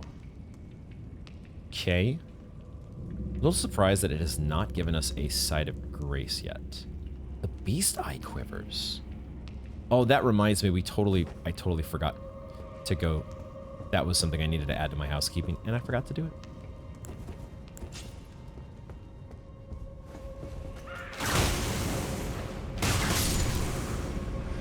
Like against, you know, enemies, against certain enemies, the whips do okay. So no side of grace, huh? And did we even get a... We got a title card. Hidden path to the Halig tree. There's a stake of America. Is it just going to give us a stake of America for this whole place? However big this place is.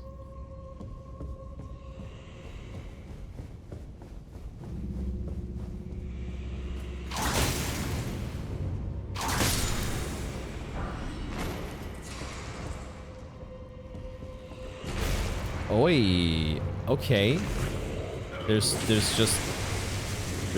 an octopus here. Okay. Takes a lot. That is incredibly weak. Incredibly weak to what we're doing, although maybe I just hit it in the head.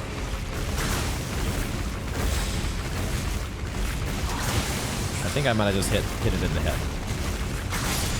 Either way, we've got it in a bad spot here, I think. Okay.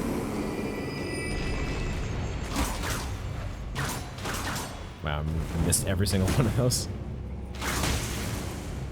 I do like this, the fact that we are knocking these guys on their butt.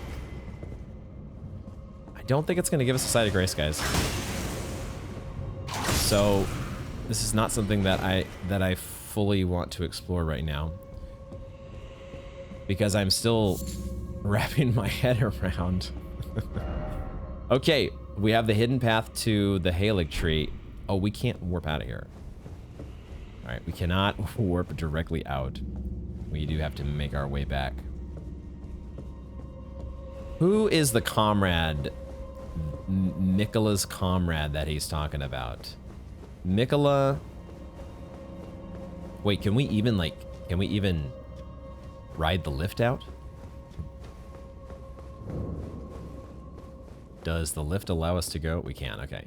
So we can hoist the secret medallion to go back. Fascinating. Fascinating. So, yeah. There you go. So it must... Yeah, it shows on the map that the... It shows on the map the hidden path to the Halig tree spits us out down here, doesn't it? So we do get to this lower area via the Grand Lift. Boom. But we have to go through like a little hero's grave first. So that'll be fun if we decide to do that next time. Not sure we will decide to do that next time. Let's go back to Castle Sol here. All right. I'm still trying to collect all my thoughts. I'm probably going to need to sleep on this one. Take the notes on this spirit's dialogue. I guess the one other thing to think about is this dialogue that we got from the finger reader crone before. The finger reader crone that was the finger reader crone that was south of Rhea Lucaria. That finger reader crone had said before that let me go ahead and ride the elevator here. Oh, bless you.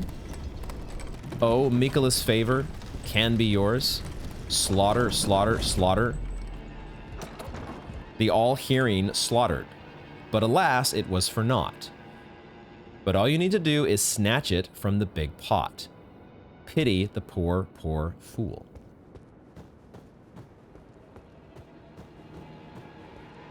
Is it possible? Is it possible that this is the big pot?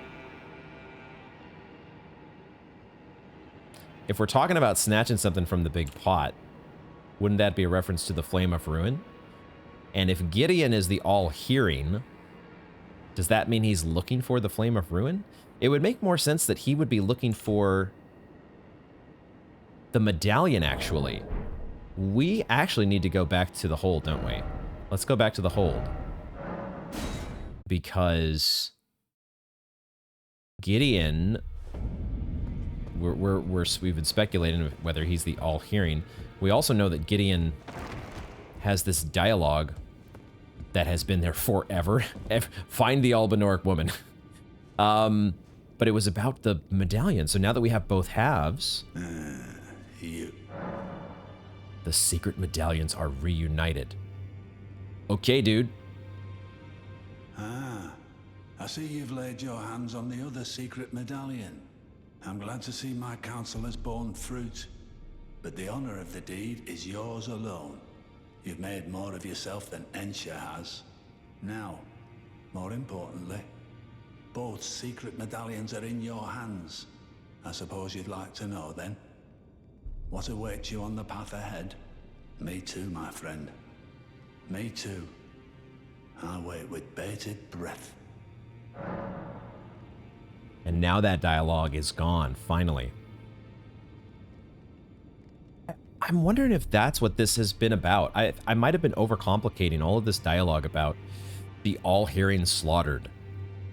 Like I think I had it in my mind that I might have been Rykard at one point because I made a very premature connection in retrospect between the fact that we saw what we now know was a depraved perfumer at the village of the Albanorics.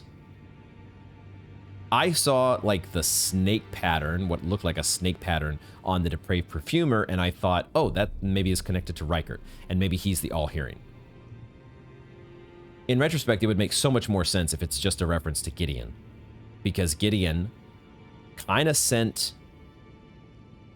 Nefeli and who knows who else to the village of the Albanorics to search for the medallion, right? And because Albus had one half and Latenna had the other half. Albus was able to hide and conceal himself, and so Gideon could not get his hands on the medallion. If Gideon is the all-hearing. And right now, I think he's actually the most likely suspect. Because why else would this dialogue was on here for so long? He's been interested in this medallion. And now he reacts to it when we finally get both halves. He's not sure exactly what is on the other side of that medallion, so he's sending us to find out for him. Really, really, really interesting, guys. I think that is where we're going to wrap up this installment of Elden Ring. There are so many actually, okay, let's do one thing before we do that. Let's get the housekeeping out of the way this episode and go to the Beast Clergyman, because I think we have a death route to turn in. And that's where we will conclude our affairs. Castle Sol was a lot of fun. I really enjoyed Castle Sol. I really enjoyed the dual wield whips. They just were a little too weak in the damage department to go up against Commander Niall. What a freaking cool ass boss though. Commander Niall, my god. Lightning peg leg. So sick. I won't forget mine appetite. I must have more. More death. Oh, when we do get a new incantation, we get a Gerank's Beast Claw. Gerank's Beast Claw. Creates Beast Claws to rend surroundings with shockwaves. We actually can do the Beast Claw in all directions. Superior incantation taught by Gerank. Long ago, Gerank was a beast of such terrifying ferocity that his former name meant Death of the Demigods. Dude, is it possible that he is Serash? Is this dude Serash? Death of the Demigods. Death of the Demigods. There is so much to think about, guys. Let's try this spell. Ooh, that can be our one little last thing we do here. Also, we'll find out if Garank decides to go crazy on us again. I want to try Garank's Beast Claw. He's not attacking us, so that's good. Sweet. Awesome. Oh, we are so going to play around with that next time as we are going to figure out where we're going next. It's probably going to be... I am so interested about the land of the Halig Tree, but we have some unfinished business here in... we have like a whole eastern side of the mountaintop to explore. It is kind of the main quest, so to speak, if we're thinking about getting to the Flame of Ruin. So we'll see. I will think about this. We've got a painting to track down, and then a new map. Well, I think one way or the other, we're going to be getting a new map. It's just a question of which way do we want to go. Tune in next time to find out. Thank you all very much for joining me, and I hope to see you in the next one.